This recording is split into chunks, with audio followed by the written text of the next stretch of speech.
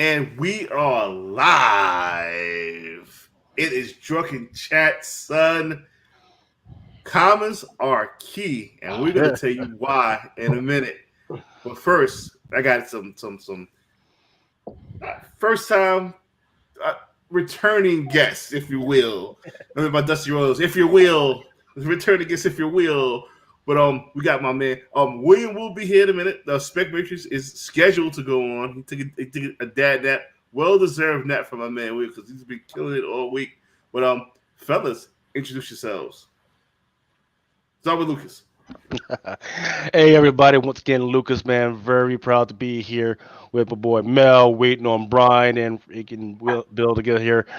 Nice to see Aaron again, man, who helped me out last week, man. Thank you for once again for showing up, man. Freaking nice to see you, freaking Andy. Freaking nice to see you once back again with us.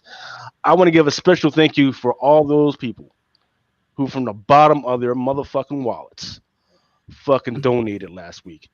Do you understand that we are maybe like $80 away from 3,000? How big that is, man? And that was just in within what maybe 24 hours time that we did that shit. So I want to give a special shout out to Shiro Comics, Freddie Hullman, Mulholland, Michael Tunson, Joel Walters, Skatewood Comics, Eric Herg, Steve Cunningham, Spidey Hunter, Tony Ray, Joe Russell, John Gardner, John's Box Comics, Comics One, Six Box 73. Kate Comics DK, Comic Jump, Bill Haver, Sparks Comics, Paul Attardo, JJ Maxwell, Enrique Enriquez, Universe X, The Art Chemist, Biscuit King, Wow. The Oncars, Aaron Christian, and your friends at A, Deadly Legend, thank y'all. The Professor, Multiverse Community, ASET Comics, Nemesis, Warehouse, CMC, Melissa Mazzeros, Chris Colber, very, very big shout out to that gentleman right there. Omar Morales, Shannon Dempsey, Cherokee Metal, Madam 89, Jay Colley, Spencer Vance, Adam Martin. And if I miss you, I apologize. Just let me know, and I'll definitely shout you out. But definitely, very big shout outs to Chris Colber and Basement Issues, Closet 73. If you guys want to freaking jump on with us, absolutely freaking jump on with us. Love to have you guys, man. Freaking, you guys were the big donations that helped us push through certain limits. And once again, for all those that donated, don't forget that you guys are going to get special discounts to the poll box. So once you guys put in your order for the poll box, just don't forget to send me a note. Hey man, remember I donated for the virtual con LLS, and then I'll hook you guys up with the discount in accordance with what you guys donated.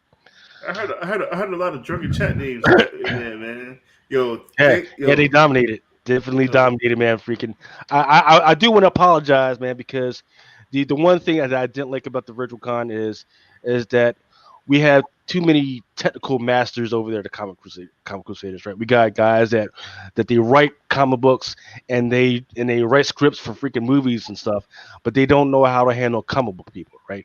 So, for instance, we had fucking Stephanie Hans on, right? And it was like 3 o'clock in the fucking morning for her, and they're I asking thought her. I thought she didn't come on. No, she came on. She Oh, came on. nice. She was about to say fuck y'all, man. It's 3 o'clock in the morning, but then she was nice. God bless her soul. She ended up coming on, and the motherfuckers were asking, "Hey, so where do you get the lighting from to do all this? And what about the technical complexities?" And I was like, "Man, shut the fuck up, man." Like, yo, First of all, first of all, she's French and she can barely understand what the hell you're saying. It's 3 o'clock in the morning. You see her whopping fucking snot out of her fucking nose and her fucking eyes and shit, man. But God bless her, she was very nice. She was very patient with this motherfucker. Nah, man, freaking just leave the comic book shit to this fucking comic book people. That's Um, what's up, man. I'm glad our people showed up, and I'm glad our people showed out. You know what I'm saying? We're showing with the drunken chat army can really do for a good cause, and you know what I mean. It ain't nothing but love, man. Love goes a long way. Love goes a lot longer, lot farther than hate, man. That'll always be preaching about, man. Just show love. You did it for a good cause. I still got to donate because I'm talking shit. I still got to donate myself, so I will be donating because I got paid this week and I didn't get paid last week. So yep, we gotta do it yep, like that. right. Um, And shout out to Mama Comics. Thanks again for promoting the event as well. Shout out to you. And wonder when she's going to come back on with us. oh yeah, definitely. I need her logo. Mama Comics, send me your logo for your show, Tales Still Tales from Lucy. Yep. Send me that logo, please, so we can throw it up. Andy, introduce yourself, brother. Tell them where you're from, brother. Hey, what's up, guys? First off, hats off to all those donations. Like that's crazy, man. That's a huge testament to what y'all are doing. But thanks for having me on again, Andy, CBSI Indie Spotlight Series, also over on Instagram. But just glad to be hanging out, man. I'm glad I could hang out with the big dogs tonight. we lower the totem pole, man. We lower the totem pole, man. You know how we are, man. Right. We modest, man. We modest over here. And last but not least, he's still away from last week. Yep. I'm on call this week for work, so I gotta stay up all the time. I'm Aaron Yee. I'm just a fan that's been watching. To hop on and just enjoy it. It's fun. So you are a confirmed robot. I think I confirmed that on the hot 10. This guy does not see. This guy, like, I'm like this last week. He's all perky. She's like, what the fuck? Oh, yo, what mad energy, son. We got a lot to get into. We'll be having to log off at about 3:45. So I got to take my dog to the vet in the morning. I cannot fuck that up. So I'm gonna set my alarm for 3:45. Yeah. So my wife doesn't yell at me. 4:45. You'll be going 30 more minutes. 30 more minutes. That's what she said. She said, don't even fucking tell me a time. Just bring your ass to bed. Oh yeah, 2 hours. I don't know about 2 hours, 51 minutes. I'll say 4. 4 o'clock. This is what time I'm gonna get up. That's the target time for us to end Drunken Chat. All right. So that's why I get 6 hours sleep. Target time being the key word. All right, so boom. We just completed a deal with you got the logo, Lucas? Sure enough. Let's see. We just completed a deal with Bird City Comics. Oh, that logo I don't got. You didn't send that shit to me, but I'll find it. I didn't? Hold on. I think I definitely did. Lucas Rashida. Hang out. Shout out to Bird Oh, there we City. go. Bird City is how I found It's Drunken Chat, because they were showing up on the top. Yeah, because they were showing up on the top 10, and then I started watching top 10 weekly, and then I was like, Mel, he's super interesting, and then it's like, Thank you. and then It's Drunken Chat, son, and I was like, oh, that sounds like so much fun, and then yeah, Thank you. I hooked. See, we're not like other shows. We'll bring our fans on. You know what I'm saying? We don't give a fuck. Come hang out with us, man. We had Blue Green Artifact was a fan of ours. We brought him on. Blind Adam was a fan of ours. We brought him on. And just, if you want to come through on Drunken Chat, definitely got to give a big shout out. After we give up the Bird City, got to give a big shout out. Joker, where's my man James at? Get James in here. But first, Bird City Comics. We just made a deal with Bird City Comics. We will be having a code word. They had this epic Ice Cream Man. Ice Cream Man is hot right now, right? And I'm pretty sure you guys have seen the Watchmen homage. You got that lined up, Luke? No, I do not, man. Oh, wait. Yeah, I got it. Yeah, everything's there, bro. The perfectly placed There we ice cream. go. Right. It's his dick. I already bought 2 copies. This Ice Cream Man variants are hot. Ice Cream Man variants are off the wall. They're bringing those two together. I don't know about limit. What was the pre-run, Aaron? You know? 500, and I think it was split with another store. So it's 250 from them, 250 from 6. I think it's 616. That sounds right. So, Druggy Sharks. Don't buy yet. Don't buy yet. If you do buy it, we have a special code, and this is in honor of my boy Goon Call. So the code for 15% off, and it's in honor of my man Call. The code is Goon Call. That is the code. You insert there, and you get 15% off of any book on the Bird City Comics, and it's birdcitycomics.com off their website. So, again, it's an honor, my boy. It's an honor of us working with Bird City. The cover itself is an honor to Watchmen and Ice Cream with Dicks. So it's overall love right here. You know what I'm saying? And I know what you guys saying. Hey, this fucking guy Mel hates stories. Yeah, I do. But I'm working with the kind people from Bird City, and this is a fucking cool cover. And they also have many cool covers. I mean, it's up to you to buy. But if you want to buy, if you do like store variants, you get 15% off. And the code again is Goon Call. Shout to my man having my man Goon Call. What else they got up there, Lucas? What else is they got that Jay Lee sketch? Oh, they got the Greg Horn punchline. What's his name? John. That John Royal Vampirella. Royal. That's like J. Scott Cameron's protege or something. Yep. Sure enough, right? That's what I heard. No, that's true. That's true. I like the colors on that one for sure. They got that there. They got that. What else they got? Is that it? Yeah, that was it. What And about then the- that punchline, and then Batman variant too. Yeah, the Batman. Oh, the Scott Williams with Jim Lee inking. Yep. Yeah, And you got that, Luke? nah, that's all. That's all you sent me. You sent me the Vampirella, the Ice Cream Man, and the and this joint, the punchline. Yeah, let me sit down again so the people can see it. Hold on one second.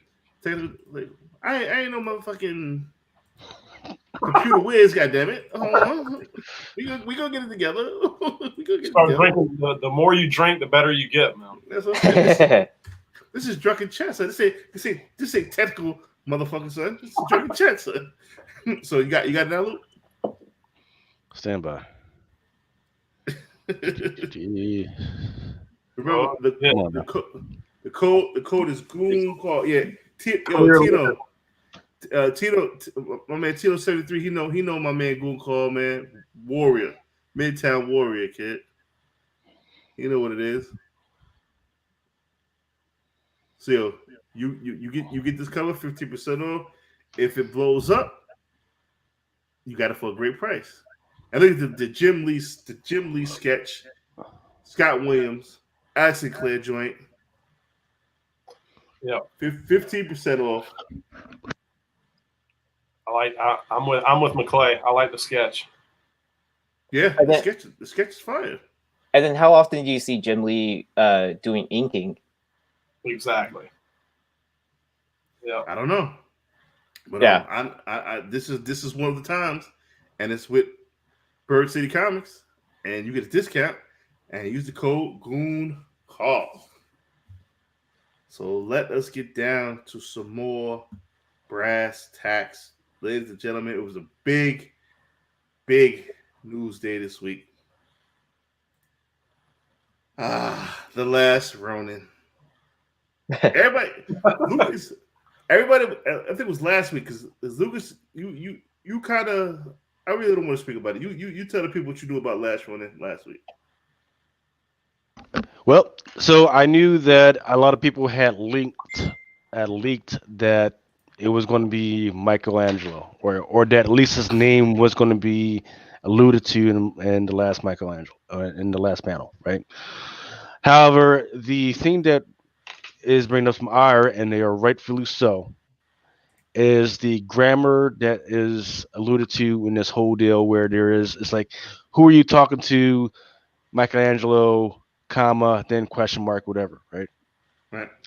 So once again, I've read it ahead, so there is some shit going on, but that I can't talk about. However, like I've told you before, there is a old Teenage Mutant Ninja Turtle freaking episode. It's called The Past That Never Was. And I think that if people watch that, they'll understand what I'm talking about. Cartoon? Yep, the cartoon. Mm-hmm. I gotta find my pen. Because there was even an interview or it was a podcast or whatever with Mr. Stegman and the writer of Teenage Mutant of the ongoing series, and they were talking about Last Ronin, and they actually talked about that episode about how it was going to be a setting of the background and everything, and how everything was going to happen around that episode. So everybody that's Instagram me for questions, I've already pushed them toward the hey, if we could watch that episode, and there's like little panels and everything that go into it.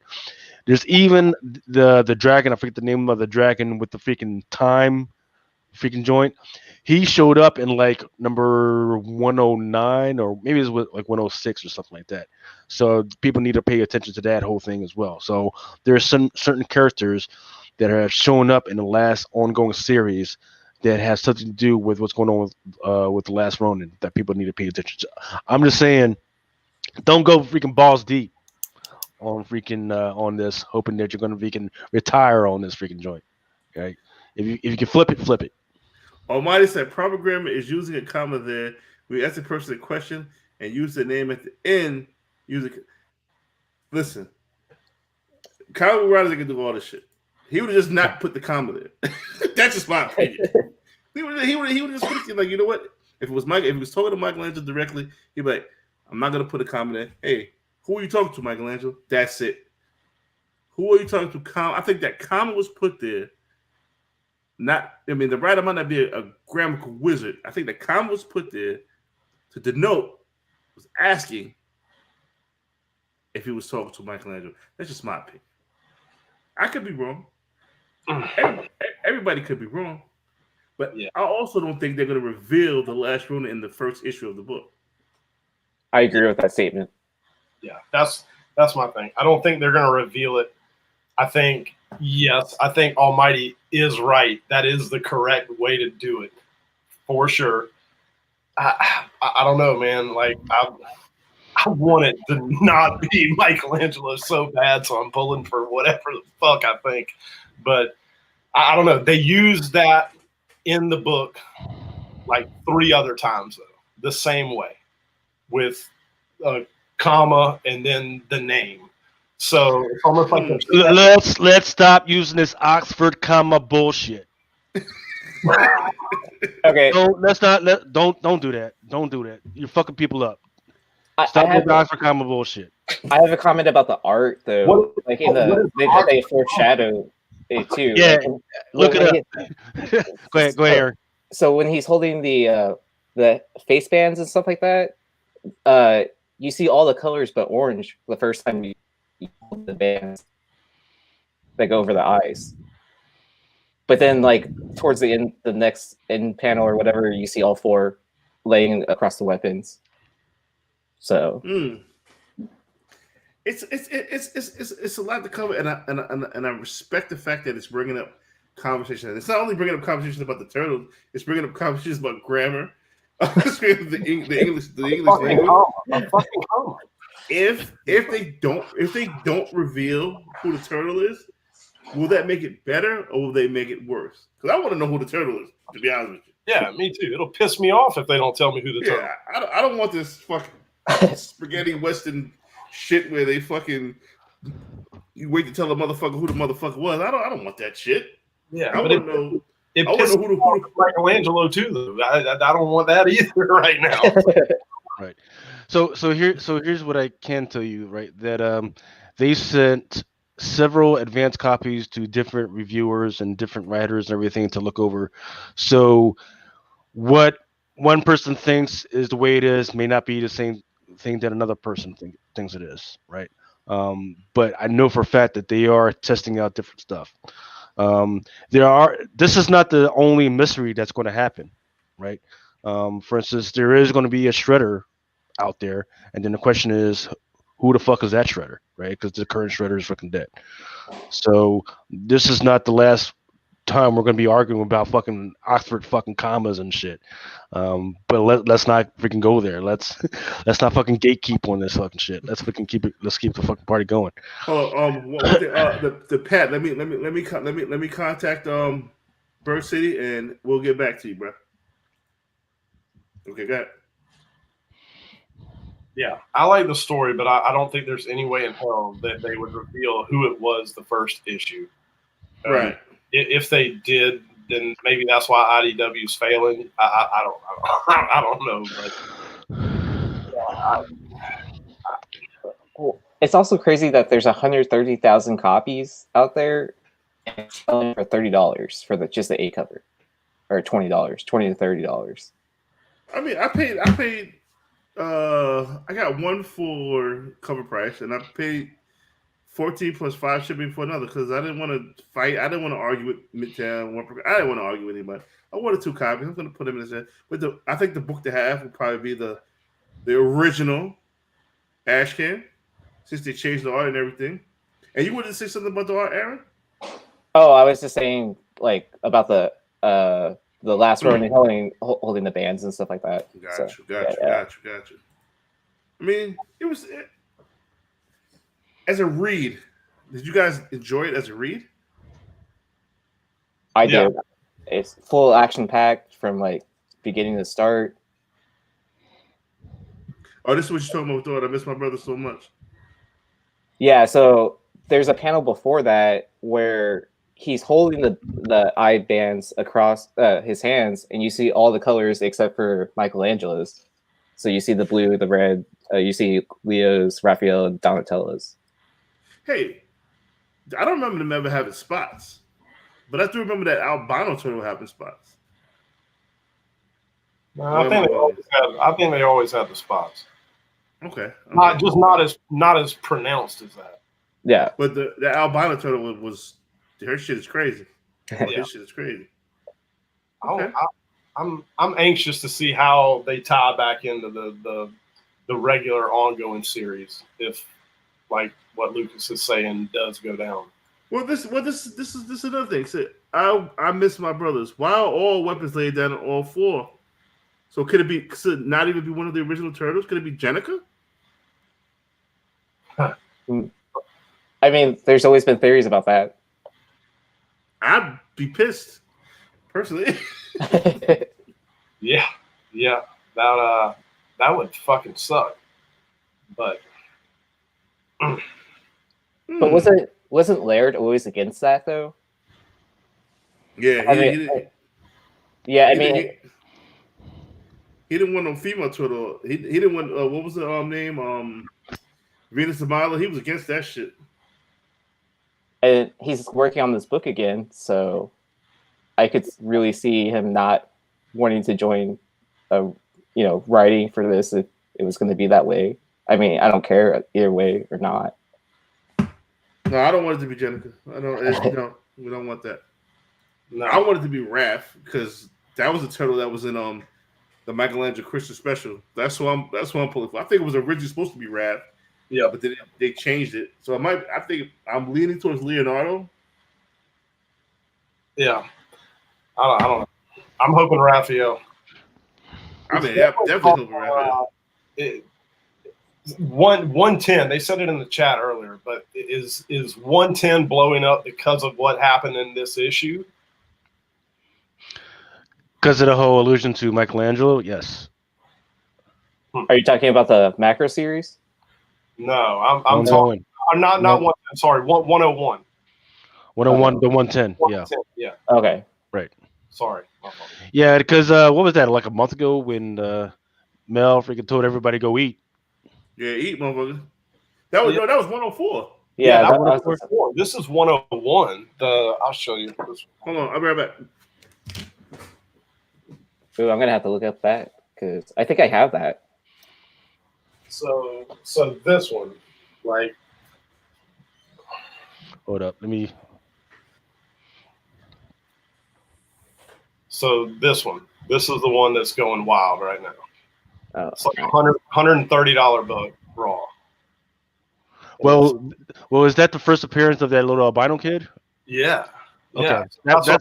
That's why it would make sense that that's blowing up, right? Because I mean, because there's that, and then number 113. If you look at number 113, the little albino kid, I forget what his freaking name is. You show Leah. Yeah, that's right, Leah. They show her a little bit more grown up and starting to learn the ways of the ninja. Right. Plus, there's a bunch of silhouettes in the background that alludes to what's going on in the Last Ronin. So I think that's probably why Probably right. people are leaning forward a lot on this one right now. So what was that 1-on-1? Yeah, it's this one. Oh yeah. I want live off that. Ultra waking up. Good morning. Got that dad nap. How are you feeling, brother? He didn't even set up yet. Come on, make it together, man. We got guests. We got company. Remember when your mother said that? We got company, goddamn. Like, how about 98? Like 98's got him on the cover by himself. Related? Not related? Who? Oh, Michelangelo? Yeah. Everybody hates Michelangelo. Nobody really likes Michelangelo. If it is Michelangelo, though, nobody's paying attention to 98. 98's like a $7 book. So did y'all talk about that comma yet or no? We're talking about. You're in the process. We are in midst of talking about the comma. What are your thoughts about the comma? What are your thoughts on comma gate? The comma has many grammar implications that may or may not be disproven over the next issue. So I already called it. I said it was going to be all 5 of them. That may be wrong. So whatever. We got 4 more issues, right? And from what I'm seeing, the next issue is also going to be $8.99. It's also going to be 120 pages. So if the entire series is like that, wow, it's a goddamn fucking War and Peace book. Almost. I mean, it might as well be, right? Yeah, with pictures. So we got Leo fights along future leader against Shredder's granddaughter. Leo dies. Leader comes back to one of her brothers. What issue is that? Cover Love Comics. Also, if you look at issue, did we talk about 113 yet? Let me pull that. Briefly. The one with Leo on the cover coming up. That's you, better. You put me onto that. Shout to anytime. You put me onto that. I didn't put that out there publicly yet because I was waiting for your okay. Yeah. No, so she's definitely tying into everything. Like I can't wait to see how they do it. So Lucas, do you have 113? Yeah, look, I'm sharing it right now. Yes, you are. A lot of things going on with this cover. Yep.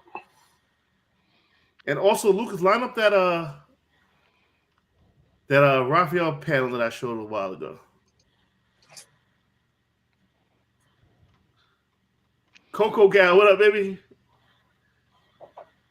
Manny said the 107B looks like the last Ronin on the cover. I don't have one, so I don't know. But we'll pull that up in a minute. But if you look at this what happened? No, it's people keep looking at these covers and you're talking about what looks like.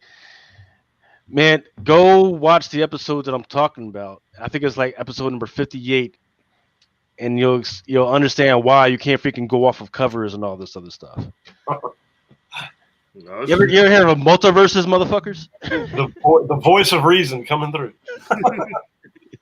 So I'm gonna go off covers. Fuck what Lucas talking about.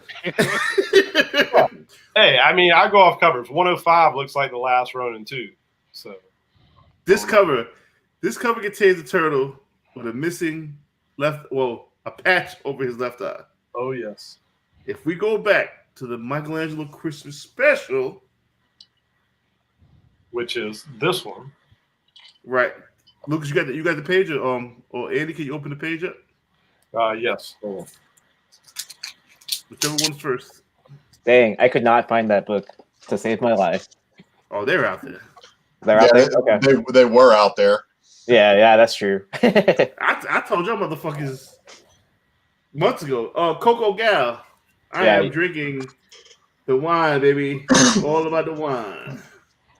Luscious. Breakfast of Champions. Here's one. Like that's. Yes. I don't know if you can I see got it. you. I got you. So there's a patch Let me see if I can find it. There right there. Boom. Over his left eye.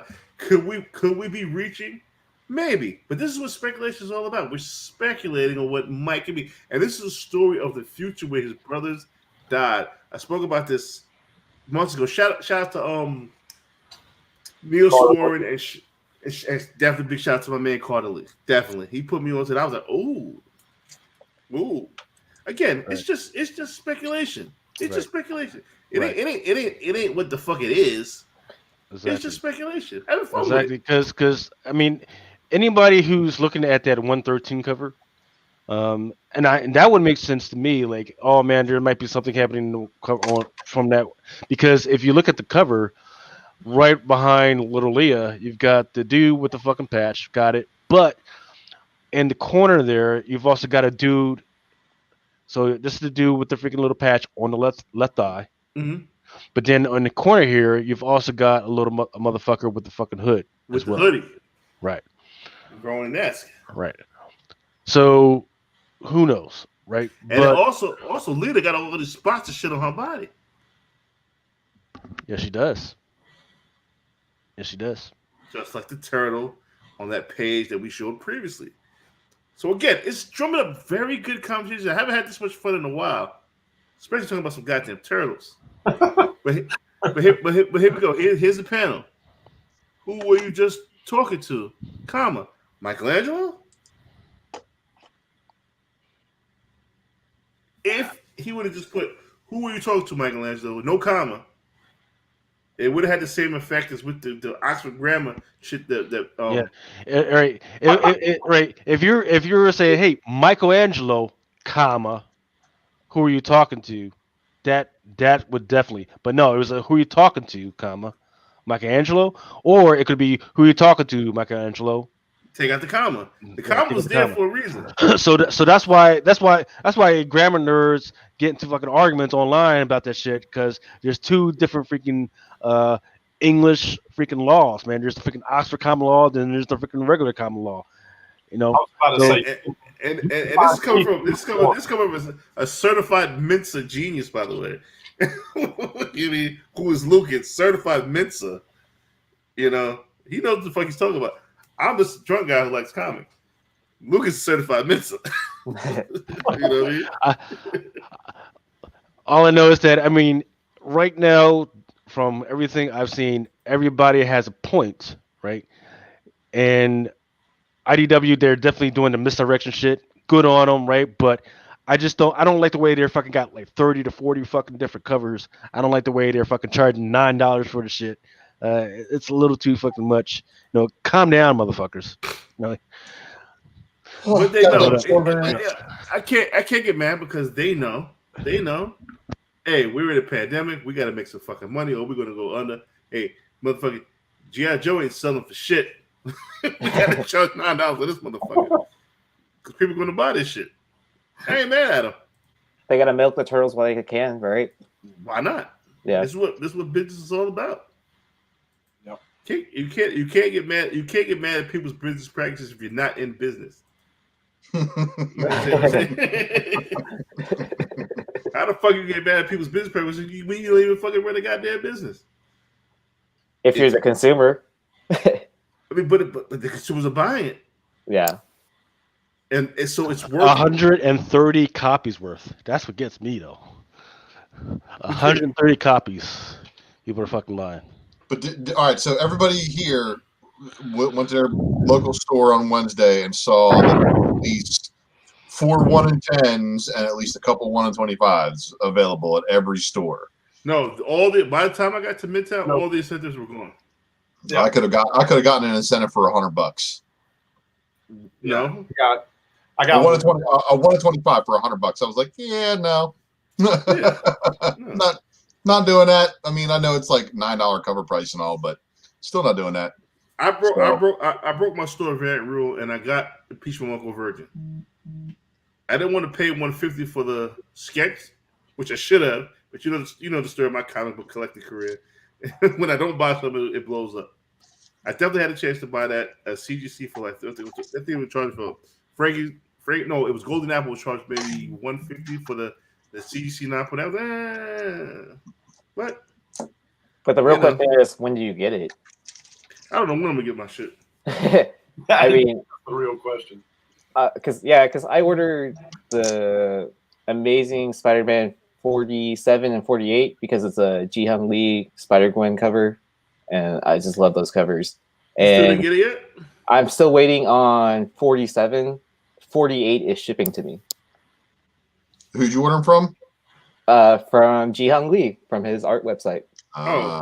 But I think it's because it's shared with Frankie's and everything, that there's some, like, I don't know. Hey, by the time I get my book, it'd probably be a whole other 6 Ronins come out of the I hate how they do that. But I ain't mad at that. You know what I'm saying? Fraggies and these store variant people, they gotta run a business. I'm not here to discuss how they run their business. They gotta run a business, and however they run it is how they run it. I don't want to get into the store variant business, but Lucas wants to do variants. Hey, that's on him. Not for some of the prices that some of these publishers are fucking charging. No. They want you to buy fucking 3,000 copies, and they're charging fucking $4 for each fucking copy. You know, Yeah. That's my cost, $4, and they want $15,000 from me. Nope. And that's why them dudes selling them $29.99 variants a pop. Love you guys. Okay, thanks Brian for that info. Ryan, what did he say? Just type it in the joint. What he said? Oh, he said it before. A few comments up. ASM 47 was damaged, and they had to reprint them. Oh, okay. I thought Frank was talking about the last one. Hey, we got 83 live. It's a lot going on. I'm like William is just drinking his coffee, turn his lights on and shit. That's what it is. We only have I'm all right, so I'm getting off air at 4 a.m. So we got a little bit of time to play with. A little bit, just a little window. I gotta take my dog to the vet. I can't stay up to 7 in the morning. And those 8-hour shows are not really 8-hour shows. I had left and I forgot to turn the computer off. A whole bunch of shit just goes on. Last one though was an 8-hour show. Yeah, that's it. Well, yeah, yeah. Ari is still awake. Mel started to talk about that wheel. Speaking of Ultra, Aaron has a surprise for you. So as a thank you to send you this, because I know you've been looking for this. Oh shit. Yeah.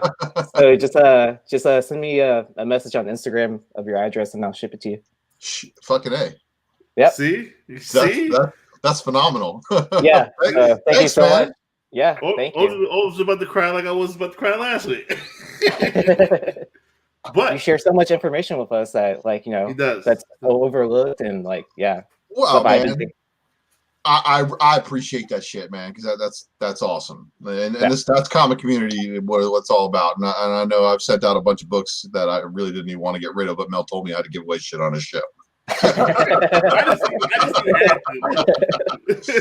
didn't see you had to. No. But appreciate that, man. That's fucking wild. Yeah. Before we go further, I got to give a super duper crazy love, super fucking just insane shout out to the king of Golden State, James Hayes. I don't know if you want me to put his name out there, but I'm sorry. But the king Golden State on Instagram, he had that book I was looking for so long, since the beginning of summer. And it's no spec value to this book whatsoever. What up, my guys? Right. The Lockjaw, Pet Avengers, Scotty Young cover. I finally acquired it. And shout out to the king of the Golden State. Woo! Salute. Yeah, man. I've been looking for that book for Mel for a while too. So I've been trying to keep tabs on trying to locate him a copy. Everybody's been trying to locate him a copy, but somebody finally got him that copy. See, he gave me a price. I was so gracious of the price that he was giving me. I threw him extra bread. You know what I'm saying? Just for getting me that book. You know what I'm saying? He's the fucking man. And for me to give back to him when it's time for us to do the spin for the Drunken box, he gets 2 names on the fucking wheel. That was a prize for finding me that book. Nice. Anybody could have found that book for me, but he did. That's the give back. Cause it's all about giving back. But not this wheel. We're talking about the Drunken box wheel, the big wheel, the Bob Barker wheel, the big wheels of big wheels. The big wheels of big wheels. So shout out to my man James. Amazing guy. He was on the show. And him and his crew, Joker, Gomez, they got a free pass. Anytime they want to come on, come fuck with Drunken Chat, they more than welcome. Man, look, they actually I want to give a shout out to all those dudes from East meets West. I think it's yeah. So these dudes, they hit me up too, like, yo, man, we would love for you to be able to do something like between these hours. I'm like, yeah, my kid's usually not asleep until like maybe an hour after that. So good luck. Which is the reason, like tonight, man, I got worn out waiting for him to go to bed, and then I finally got him out, and then I was listening to the sweet sounds of the Hot 10, and I'm looking at the back of my eyelids for a few bit, but and big shout out to Doom 143. If it wasn't for him, I would have never met those brothers from East Meets West, and I would never got my book. So big shout out to Doom. Doom already took care of you though, bro. You got that love book. You got that $50 win. Yo, it's just McClay, right. Comic Jesus now in the building. Sorry, I had to step out back and admire the sunset. Yep. Don't forget a Basement Closet Geek, man. Freaking once again, that's a thank you, man. Freaking I think I've already told you some of the stuff. He's in the chat, man. So I've seen him. Hey, Basement Geek, if you want to come on, man, freaking come on with us, man. You freaking deserve that, man. Freaking also Chris Colbert, definitely freaking hop on with us. Just let us know if you want to freaking hop on with us, man. Is Chris Colbert in the building? I thought I saw him earlier, or maybe Chris Colbert. If you're in the building, please hit me up. You won last week. You won. Oh, he won big. well, yeah, he won here, and then he also won at the. I believe he won during the VirtualCon as well. I believe. Look what he won. He just winning books. Like, this is only $100 set, right? Winning books all over the place, huh? I mean, Chris Colbert, hit us up. Speaking of the wheel, Ari is old enough to drink, by the way. He's not 12. Yeah, I'm 34. Thank you very much. So, like, one day... You are the robot from What was so that? I have an extra copy for the Drunken Wheel for y'all tonight. The Muffin Wheel, sir. Man, this dude's rolling deep. You see this shit? He's got a book for the Muffin Wheel. He came to play. He's holding. Dude, honestly, I just end up with these in like mystery boxes. Like, I just bought like a ratio of mystery box, and these popped up. Wow. Like, yeah. So I bought it, I think, within the same like week or maybe 2 weeks, and they both showed up. So I was like, all right, whatever. Man, I gotta move up from these Walmart 7-pack to some real shit. Yo, this is insane. The love we're getting right now. How that wheel looking, Lucas? Throw it up. I'm going as fast as I can, y'all. No. Do you think? We're not ready yet. We're not ready yet. Just add names. Yeah, so let's get closer to that 1,000 subscribers too. since I'm giving away a pretty big book. That's right. Right. Hey, I also want to give a shout out to Ultra, man. Thanks again for helping out during the virtual con. He actually freaking showed up for the No Prize podcast. That's the podcast where I talk about all the or most of the Marvel shit that I freaking read that week. Man, I was so fucking toasted and fucking lit, man. I was so glad he fucking jumped in and supported us and fucking was actually bringing some knowledge. Man, I was done. Yeah. I wanted to stay because it was I got on at 9 a.m. Yeah, bro. I was still twisted up one. My wife was in my ass about some shit going on. I had a guy to come do my windows. I'm like, yo, this is crazy. But the comment was so good though. I was like, I was hungry. I was like, I eat shit. Because first of all, he was late, and then when he showed it, I was like, oh, like somebody, like somebody, like one of those kids that had to pull out the fucking tape out of the fucking bed and like, hey man, you better fucking do the fucking homework. Like, oh. The first thing I said, Lucas ain't never gonna forgive you for this shit.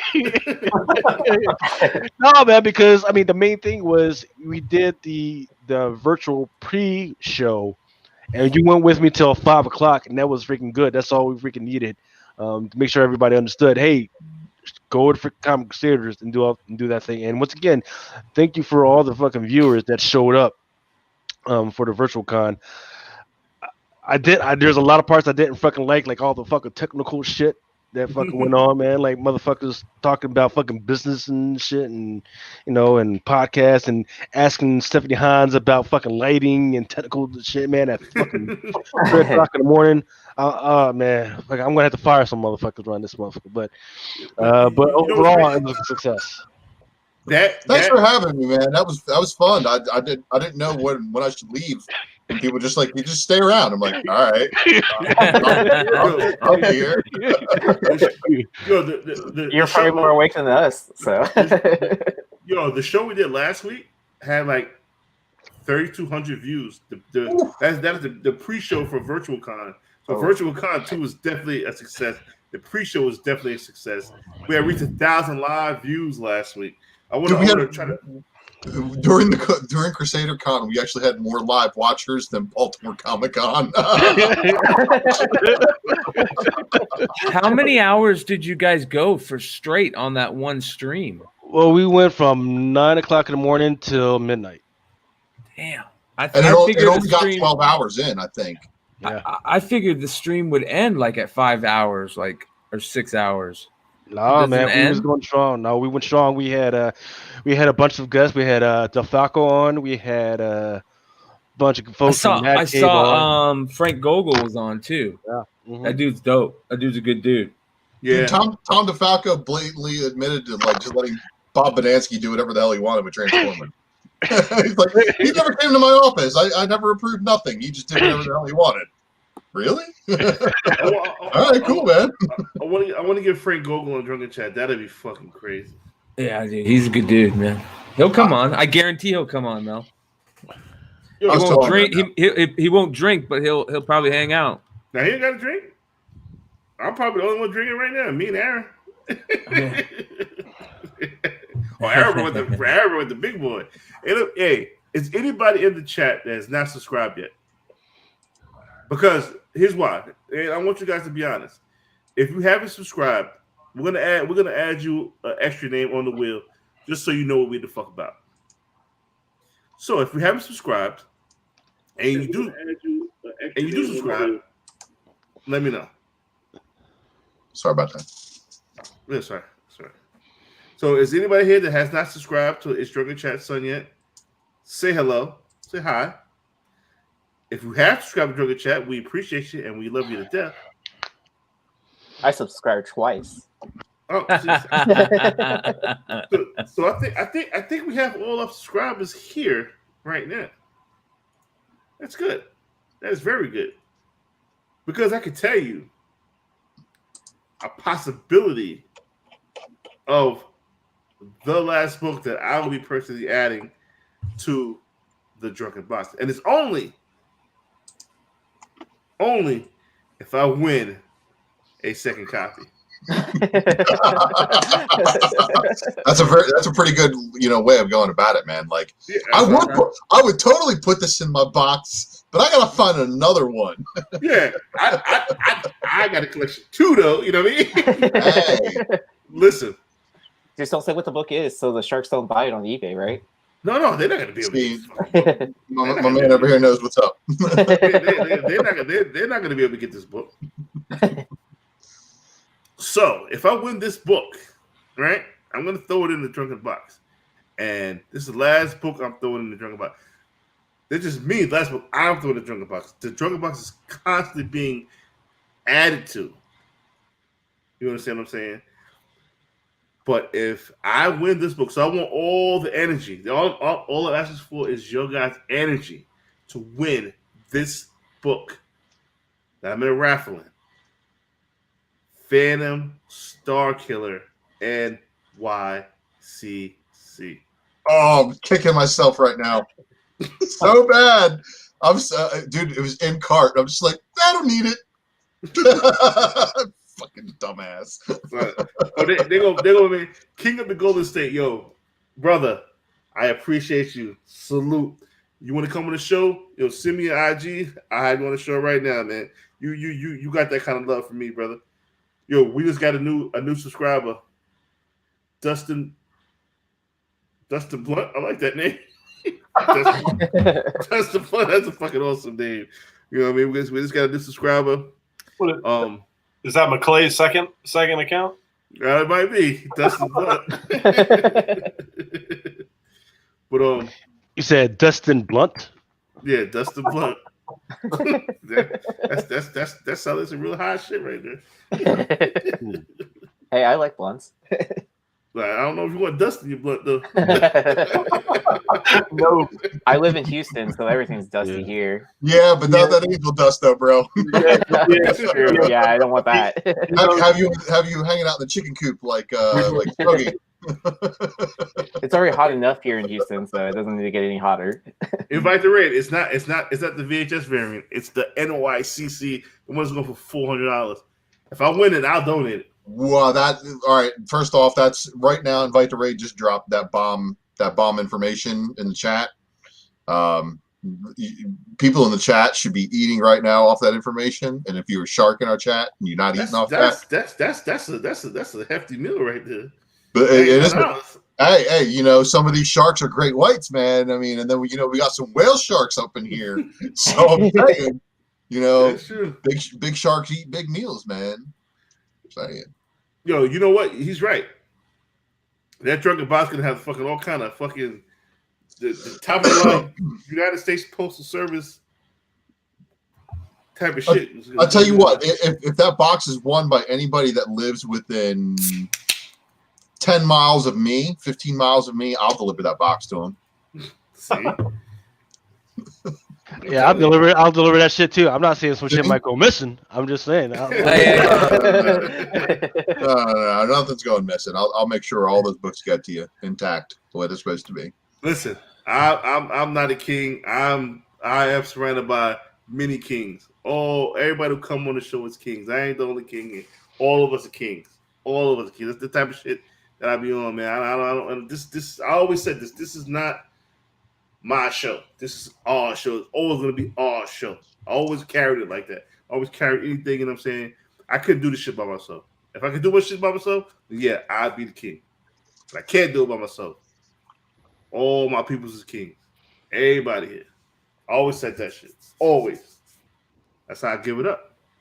That's how a real dude I am. I'm gonna start making fucking money off this shit. I'm gonna fucking just start selling and selling and selling. I'm gonna start making money. I'm tired of not making money off this shit, man. I'm just gonna come out and say it. I'm honest right now, man. I just want to start making money off this shit. Amen. Well, Brian, tell me about these freaking boxes real quick. Right? God damn it! Shout out to Closet Geek. Fuck. Shit. So no, man, McClay knows. I am in a desert. I'm in a literal desert and a desert of of hobbies, man. I got no honey holes for comics, and I can't find any cards anywhere.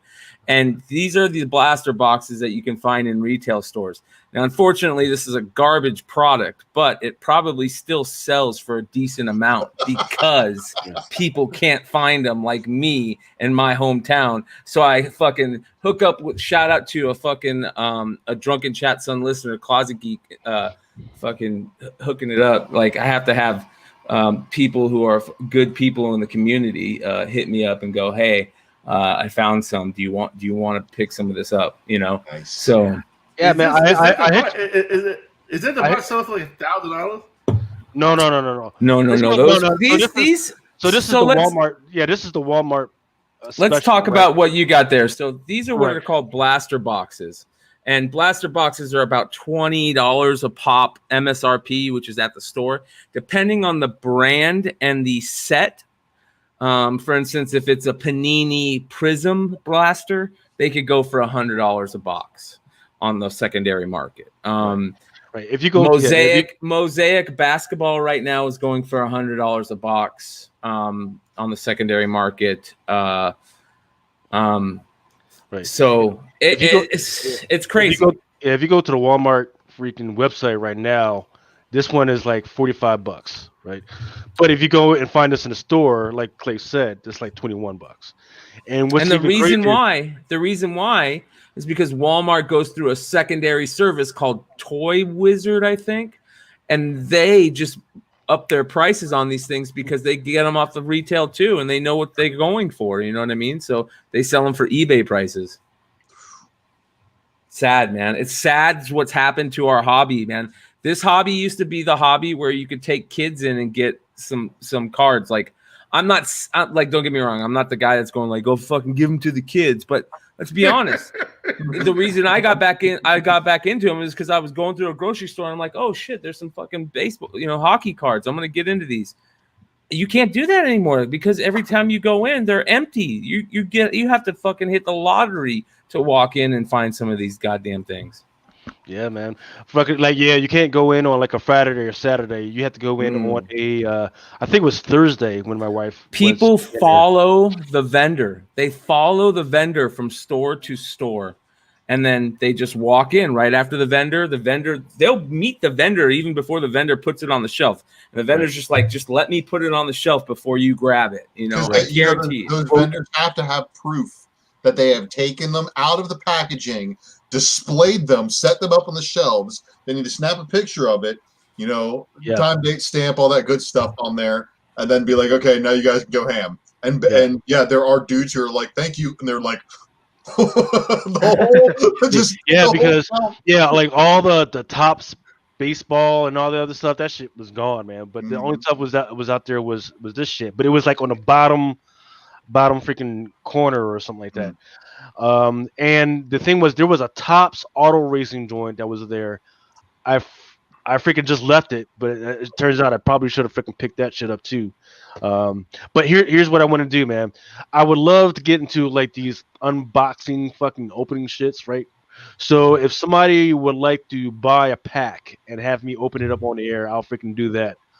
Just send me an email to Lucas at Drunken Chat Son, and we'll freaking talk about it. So if we're gonna do that, let's do it right. If we're gonna do that, let's do it right. Let's do a box break, okay? So here's what we'll do. Yep.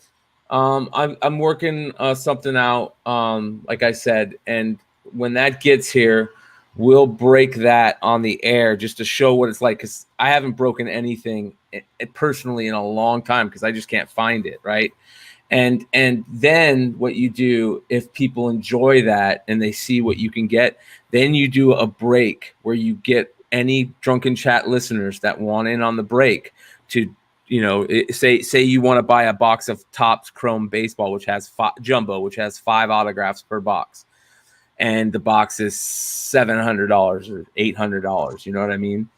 There's like 20 packs in a box. You divide that by however much, and you have a buy-in for so much, and you break it on the air. You know what I mean? At a per pack thing, or you figure out how you want to do. That's how you do it, and that will be fun. But you do it with something that will have some hits, some fun hits. Like let's make sure that there's like 5 hits in that motherfucker. Let's get some Prism. When Prism football comes out, if we can get in on Prism football jumbos, that would be fun because you can hit some really low numbered cards, rookies in there, rookie autos. That's where I pulled my 1-of-1. That's where I pulled my 1-of-5.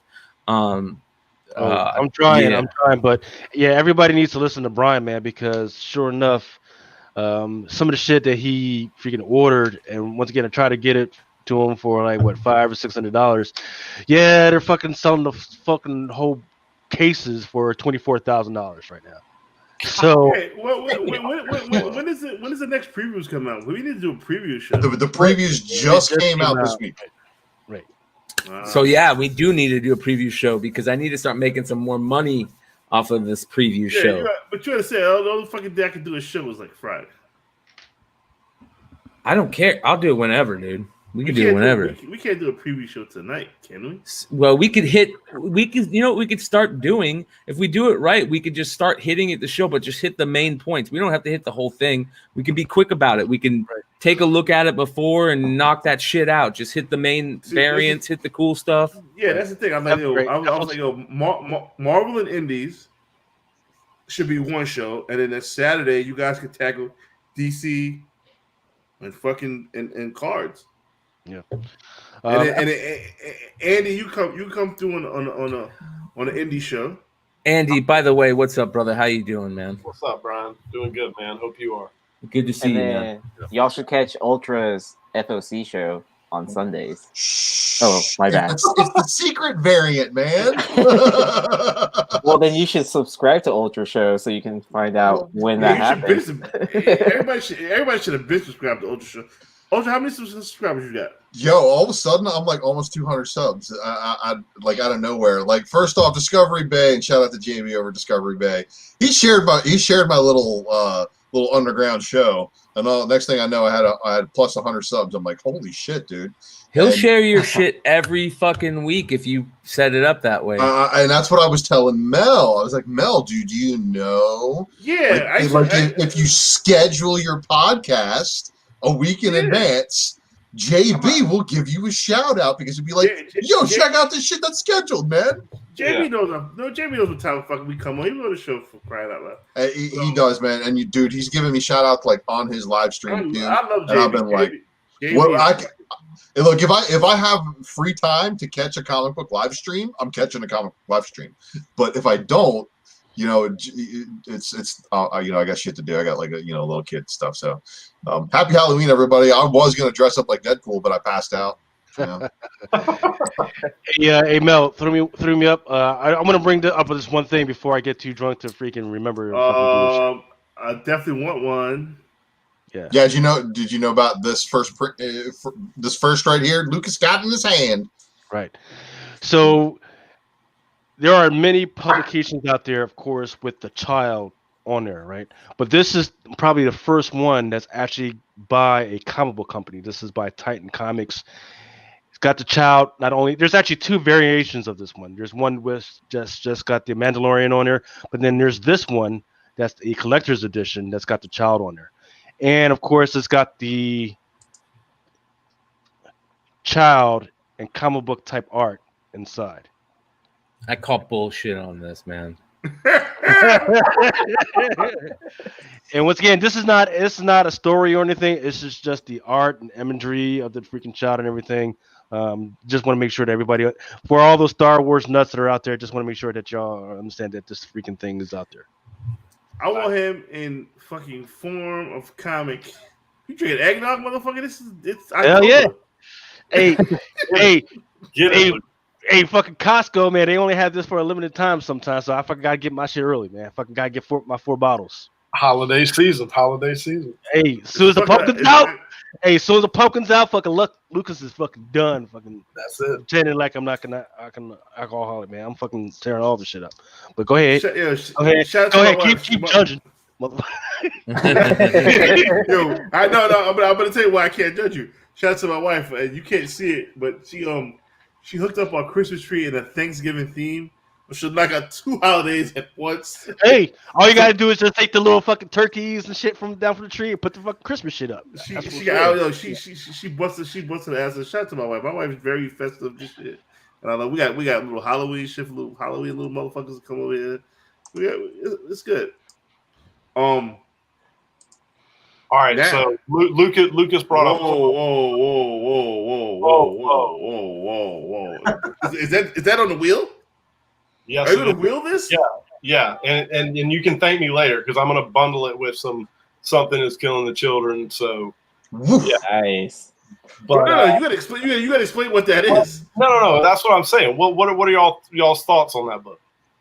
100% believe it's the very first, man. Yes, The very first what? Thank you. Very first Sabine Wren, right? Wow. Yeah. And he's gonna put that on the wheel. Yes, on the wheel. It's going on the wheel.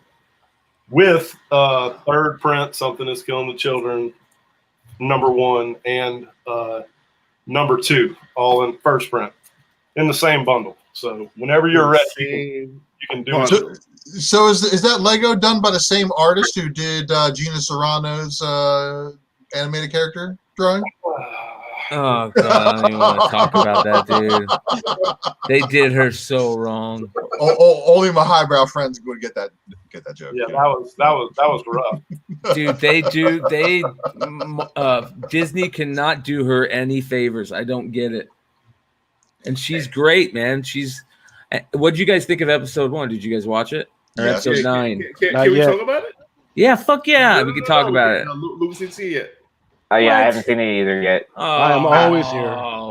Yeah, I started ahead. it right before, and then Lucas messaged me like the link. All and I I'm was going to like, say is shout out to Marco over at Tales from the Dark Side. That dude was spot the fuck on. For people that don't know, if you've ever seen that show, that guy is not referencing any notes when he's talking about this. He doesn't go look this shit up. It's all straight from his head. It's get a couple beers in him, and he's like, it's a totally different person, man. He's like, he settles down, and it just flows like a natural state. What did Marco say about Boba's daughter? That's a good question. I'll ask him. Because that's like my big spec of 2020. I'm living up that shit. He was spot on about this Cobb Vanth shit. Yeah, so I mean, like, does everybody agree now that the Fed is dead and got digested? No, that was him at the end. Fuck off! Spoilers. You can't play spoilers on something like that. That's like Game of Thrones spoilers. Fuck off. I mean, I Fuck started off. the episode, so like I figured as much. And it's only episode 1. It's not like I gave anything away that people weren't thinking of. I was trying to throw him off the scent for a little bit of. I geeked out, bro. I'm telling you, like, it was a great episode. Dude, Mandalorian brought back Star Wars. It 100% brought back Star Wars. Oh yeah, saved. No, not brought back. Saved. You're right. Yeah, because somebody else brought it back, but I don't know what they were doing. And what Lucas has in his hands, is the ultimate cute thing that is okay for like Star Wars fans. I hate Ewoks. I don't mind this thing. This thing's fucking cool as shit. My dog will attack this and bring it in a day. But you know what? My kid's old enough that that's going to be an icon for him, probably. Yeah. You know, and that's a cool thing. If he is into Star Wars, we'll see. Okay, so I have a question. So, is the adventure of Ewoks the reason why you don't like the Ewoks? I don't like the Ewoks because it was George Lucas doing the cutesy thing. There was no reason for him. Like, they didn't have to be cutesy. Bro, there's a whole dark side of Endor with badass evil. This motherfucker's evil as shit, dude. Yeah, Lucas didn't write that shit. Lucas is a great mind, and he's good at coming up with shit. But once he started thinking about making money on toys, this is my opinion, it's sacrilege. Yeah. It's 100% sacrilege. I think that he got to a point where he wanted to make money off of toys, man. That Jar Jar Binks, that was just bad. Yeah, that was another Ewok play. You know, and I don't understand why so many black people got offended by George. It's not like he was black. He was goofy as fuck. It's because my Uncle George talks like that, motherfucker, man. I go to the movies to escape that motherfucker, and here he is on a big screen. Where's my movie, motherfucker? Give me my movie first, then you can. Don't be putting my goddamn business out there like that. Come on, man. So many of my black friends were like, fuck Jar Jar Binks, this motherfucker, that's racist. But didn't he become a Sith? Black. I was like, he's not black, bro. FaceTime got it right, but Sith Jar Jar is epic. Absolutely. I've never seen a Sith Jar Jar. Misa gonna cut you. But Marco disproved that. If you watch Tales of the Dark Side, Marco disproved that. So Jar Jar ended up being a clown. Yeah. Yeah, but I don't see how he gets associated with black people. That's just that pissed me off. I never heard that. I've never heard that. Oh yeah, the black community, for sure, bro. Really? Neither I didn't hear that until this evening myself. So Lucas, say that. Oh yeah. Everyone was rolling. Really. I mean, and not just black. I'm talking about old 1930s black. Uncle Tom black. Like, come on, man. All he needed to do was come out with a banjo, man. It would have been, man. It's a fucking tap dance shoes and a bucket of chicken. now, I like these guys down here talking about the way that Ewok looked at Leia was wrong. But I'm saying, you guys don't know about the dark side of Endor. There was a game called Star Wars. Shout out to Sith Lordy. If Sith Lordy is listening, we played a role playing game. I let him play with it, but it was a game called Star Wars Galaxies. And if you go to Endor thing and shit was sweet, and you land on the dark side of Endor, I don't give a fuck how powerful your character was, you get fucked up. It's like Rancors running around, just badass Ewoks. Man, it was fucked up, bro. I'm telling you, it was fucked up, bro. But I think it's time. All right, motherfuckers. If your name is not on the wheel, state it now. Cause we got some good books for the wheel. Man, I'm about to have to buy this book and spend more than I want to, just because I know these sharks are chowing the waters already. Oh, I gotta pull up my eBay then. Okay, so who's starting up a book first? Is it me or is it? We got Dr. Cactus. Dr. Cactus. Oh yeah. Okay, we gotta add the sharks. Oh, you motherfuckers just put your name on the wheel. Did you motherfuckers subscribe? Are y'all subscribed to fucking Drunken Chat, sir? John S. Are you subscribed to Drunken Chat, sir? Ooh, it's gonna count. See how close we are now. Duncan plays stuff. Hey, subscribe, man. Please subscribe, because this wheel is just a taste. It's just a taste of the big wheel. So if you're not subscribed, you don't get on the big wheel. Then the big wheel contains some powerful shit. Powerful. Well, I'm seeing 985, Mel. 15. 15 more. Is my math correct, Aaron? Yep. But I gotta get another drink to make sure that's correct. Are we gonna get any X-Men talk tonight? Yes. All right. Ooh, Hopefully. nice. Because I'm in Very the nice. show. I'm in the show in 2 hours. Yeah, Dre has definitely been since day one. That is absolute truth.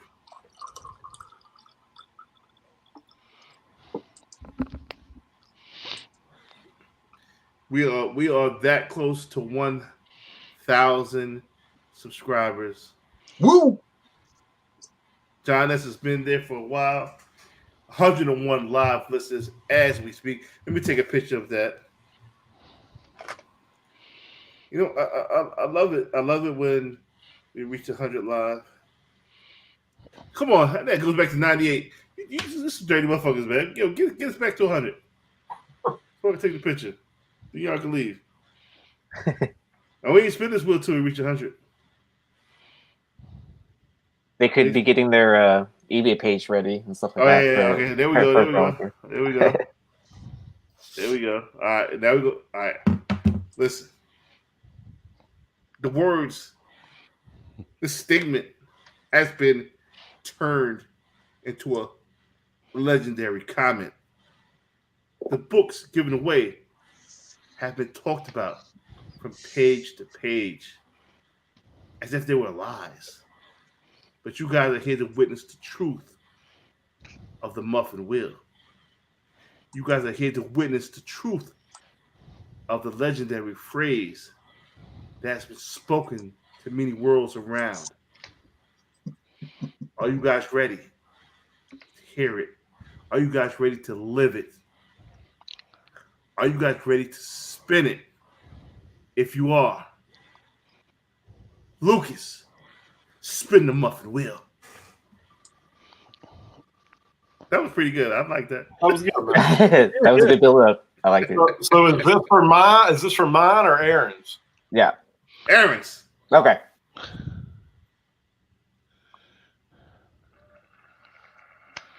D Solo. You are the winner. All right, D Solo, hit me up on Sure, Instagram. yeah, let me solo layer you. You have just won Fallen Angels #2, Peach Momoko, 1 in 25. Wow, So- I just won one of those tonight too, man. That's awesome. Yep. You didn't have to spin the wheel. Well, 102 live listeners. We cracked Yeah. that 100 area. So hit me up on Instagram right here, Yeezy Yee. That's a nickname for college. Easy. Yeah. It was a nickname for college, man. That's right when Instagram started and all that. Now, It- I hope It was before Kanye too, so. Easy. was because I of- remember when Mel got. It was because of Easy Yee. Because I know. I get it. I get it. yeah. I get it. I get it. I love it and I respect it. Thank you. So, if we could continue, the wheel is not done. The wheel is never done. The wheel is just on hiatus for only 2 minutes. But yet we have another entry into the wheel of names. Indie Spotlight Series. Andy, what is your offering? All right, we got the first appearance, the true first, courtesy of Topher. The Lego special here. It's not easy to find. Definitely not in good condition. And then Something Is Killing the Children 1 third print, and Something Is Killing the Children 2 first print. So all that. We are talking about at least $80 worth of books then. And only going up. Yeah, that Star Wars book may be a monster down the line. I don't think nobody knows about it. It's wrong. Biscuit King said he's not on the fucking wheel. Put him on the fucking wheel. Put him on the muffin wheel. Look at this. This is where the bottle is right now. This is when I have fun. This is when I start pressing wrong buttons and shit. But thanks to Dr. J, I have another one on deck. Hey, you listeners that's leaving? You listeners that's leaving? Ultra Magnus is up next. Oh shit, I am. So get your shit together, bro. Papa HG, Duncan says he's on the wheel. Mama Comic Lucy, is she on the wheel? Let the wheel. Here's Duncan. There's Duncan right there. I'm pulling for you, Here's Lucy. Mama. Mama won I remember her first time there. She won mad time. Why is Papa Lucy Talk- not on the show? Cause she's Why part she not on of. the 'Cause why is she not on the chat with us? That's what I want to know. She's a mother. She has kids and shit.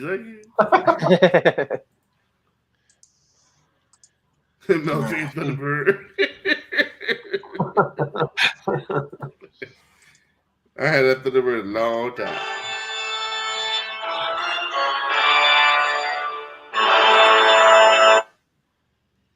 Motherfucker, whose phone was that? My bad. I'm on call for work. Let me guess. You gotta go. You gotta go to work drunk as fuck right now. What the fuck. Nope. No Uh, emergencies at work. Invite the Raid is asking about the Legos book. It is a comic. Like it's a little bit smaller. It fits in a regular bag and board, but I mean it is a comic.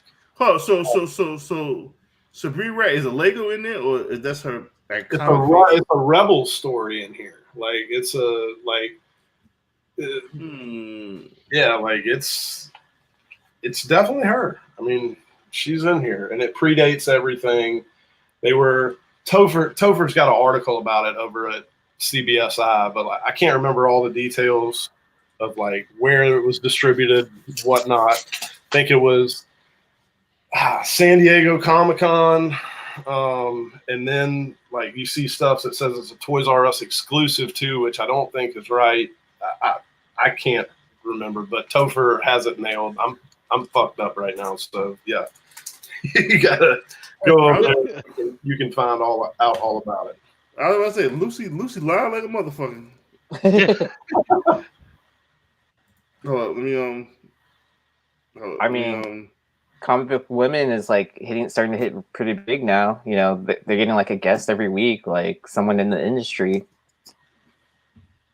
yeah, McClay, you got the comic book women logo? McClay, we go smoke weed. How do I get on the wheel? Didn't everybody go? Isn't that why everybody left? 91 Purple Raven. You don't know how to get on the wheel? That means you ain't subscribed yet. Subscribe, and then you get on the wheel. Just subscribe, brother. If 91 Purple Raven, is this your first time? If this is your first time, you get two names. You get two names on the wheel. Just say yes or no and subscribe. And don't forget to participate in chat. That's all you have to do. Yeah, that's all you got to do. That's all you got to do. Like again, people love what I say. You don't got to tickle the devil's balls here. All you got to do is come through and just say hello. Oh, what was I doing? Oh, I got to send Lucas. Hoshino.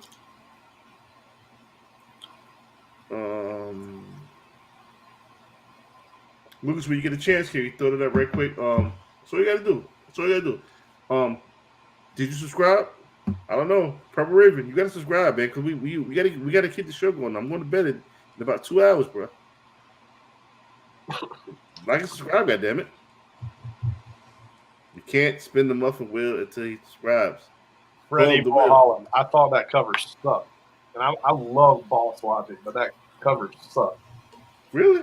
Yeah, you liked it. I don't know. You liked it? It was all right. I wasn't paying fucking 60 for it. Yeah, I thought it was great, but not paying that much for it. Nick. Which cover? That Boss Logic metal. Oh, yeah.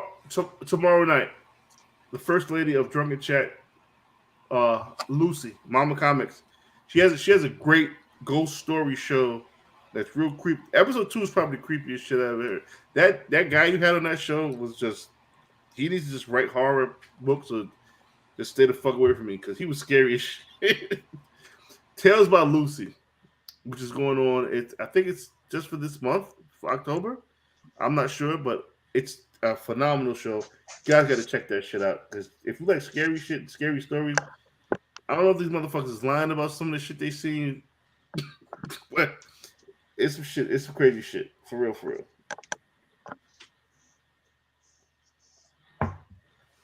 Hold up. Let me check my subscribers. Motherfuckers be lying and shit. Who got the air conditioner on? McClay's got a fan going, bro. You know that. Yeah, they got Jesus here. All right. He's on mute. He's on mute anyway, so it's not him. It might be Andy. Andy's vacuuming and shit. No, that ain't me. Hey, Aaron, you looking around? No, I got headphones on. And that's options. Nah, maybe I'm hearing shit. I mean, my computer fan's going, but I don't think that's getting picked up by my mic. God damn, computer fan? What fucking 2020, man? I don't hear anything. What, man? My computer's like this big.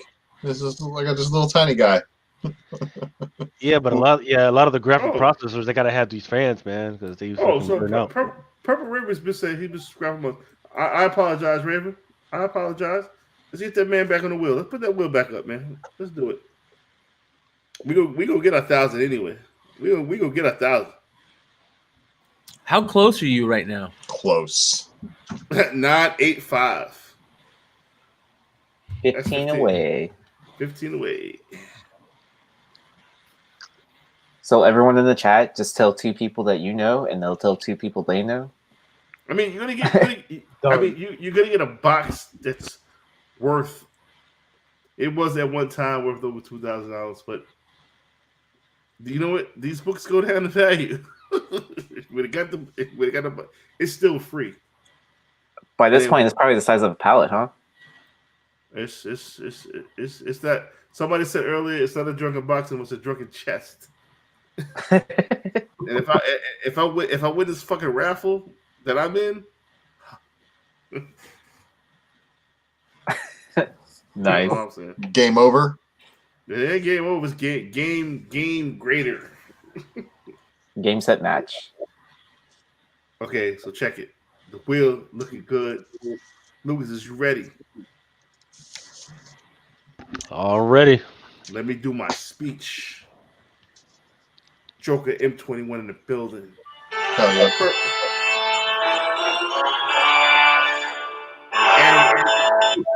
My bad. I'm gonna turn off my vibrate. Aaron, you gotta go to work. Drunk as fuck. It's the winner from the Drunken Sharks that's messaging me right now. See, that's why you don't want to freaking have an accident on a fucking Friday or Saturday, because you know the doc that shows up, the attendant doc is gonna be drunk as fuck, man. Either drunk or high. You know what I mean? All right, so let me do my intro. I feel like that motherfucker from what was it, Mad Max, the Thunderdome?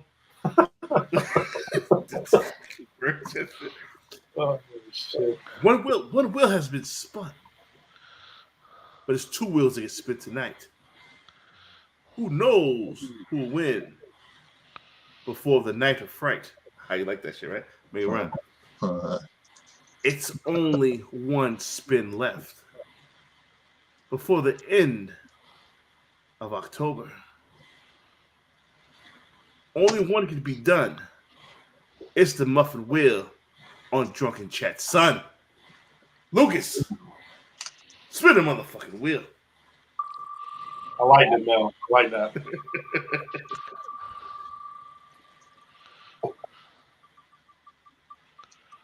Lego.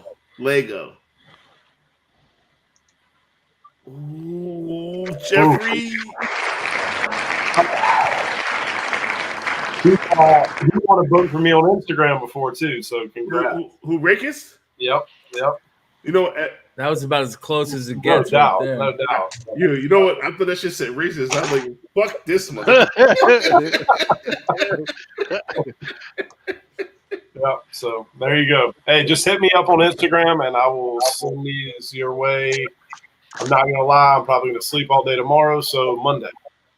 So he's in the middle of Rakis. What up, baby?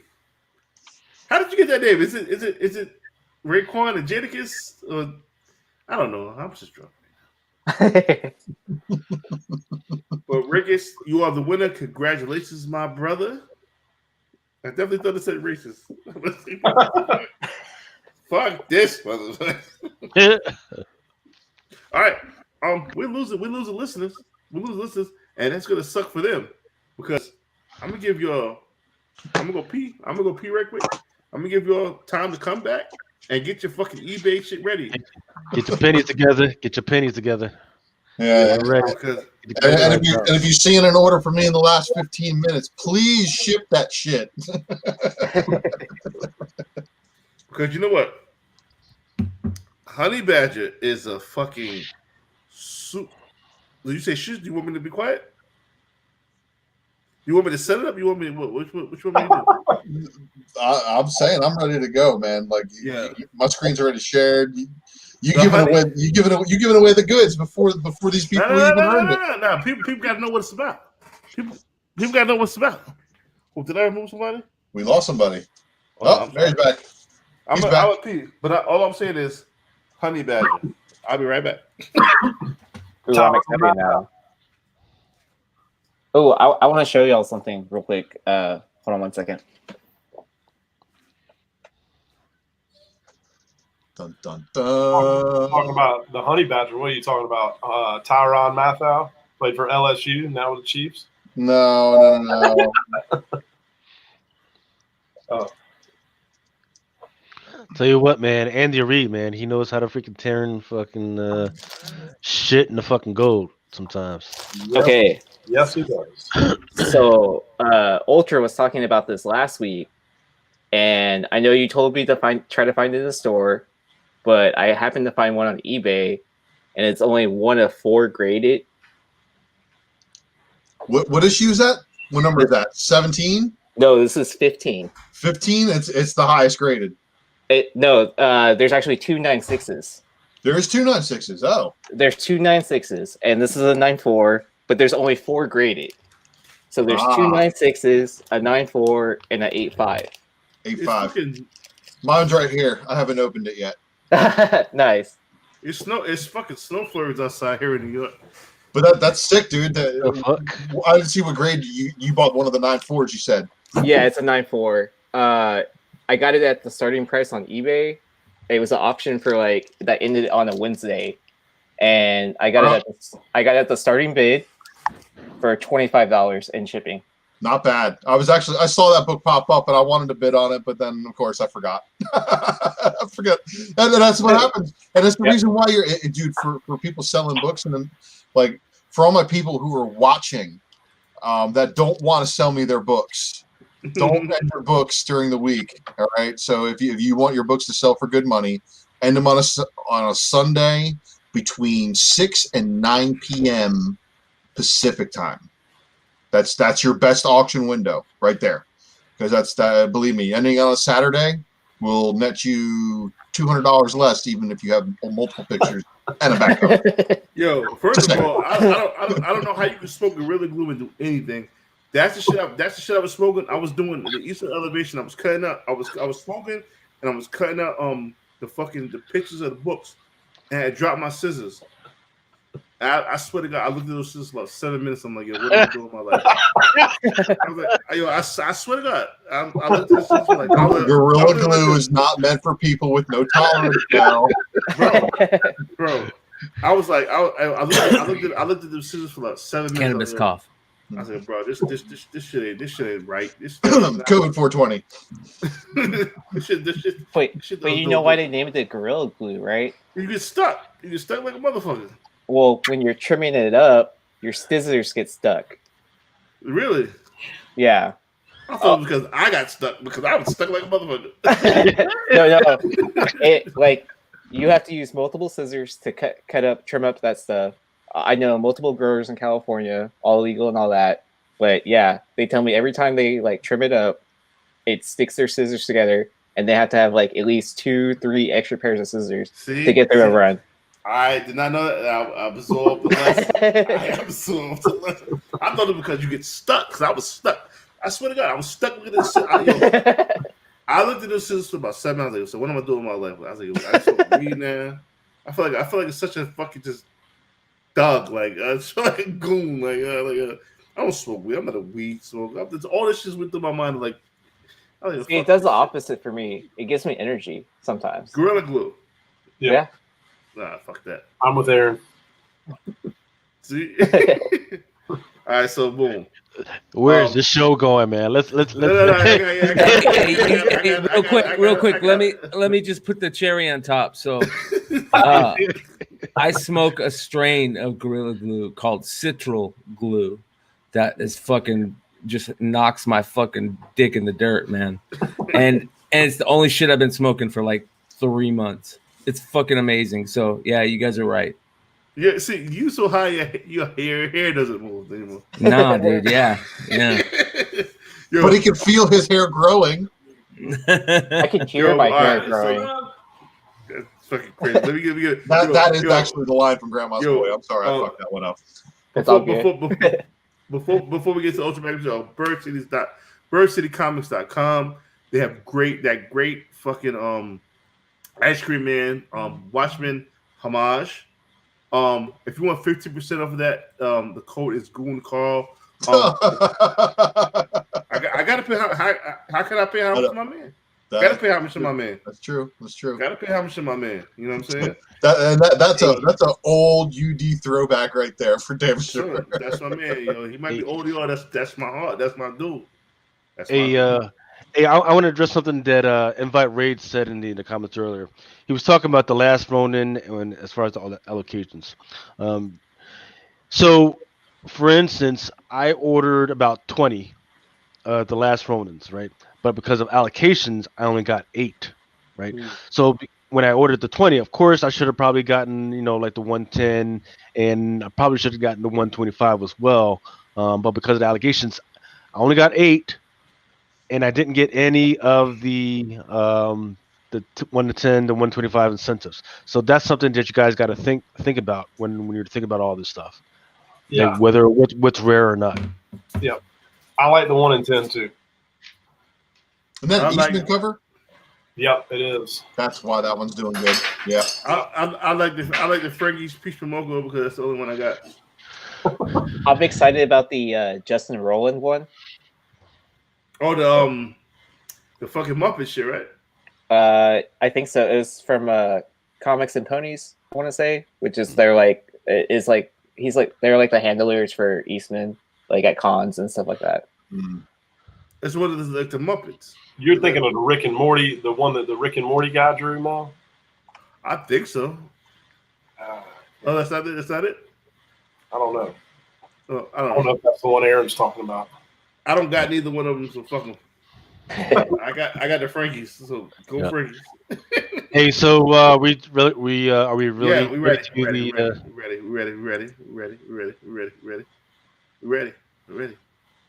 you motherfuckers ready? Is eBay ready? Hold on, let me put eBay up. I already did that. I'm closing eBay. Here we go. What you fans have been waiting for. Ultra Maximus with the Spec Matrix. Good thing I took a fucking nap because I'm gonna need it. I know you would fucking sleep. We'll make you wait now, motherfucker. Nah. I'm sorry to keep everybody waiting. The life and times of Ultra Maximus. Let me tell you, I could probably do really, really good on a pay-per-view show, but we're not going that route. So hope everybody's doing well tonight, and you guys know what's up. And we are bringing the ruckus. Because I like to do things, and one of those things is kind of look through previews, and then I want to see things in previews. I start going down honey holes, and it leads you to a honey badger sometimes. So we're going to be talking about something here that I hope some of you sharks are ready, because I'm going to break it down from start to finish. And now here's some things. Why the hell are they calling her Scout now? I don't know if that's like a typo. Because honey badger is a shit name. No, it's not. Don't you dare talk about my honey badger like that.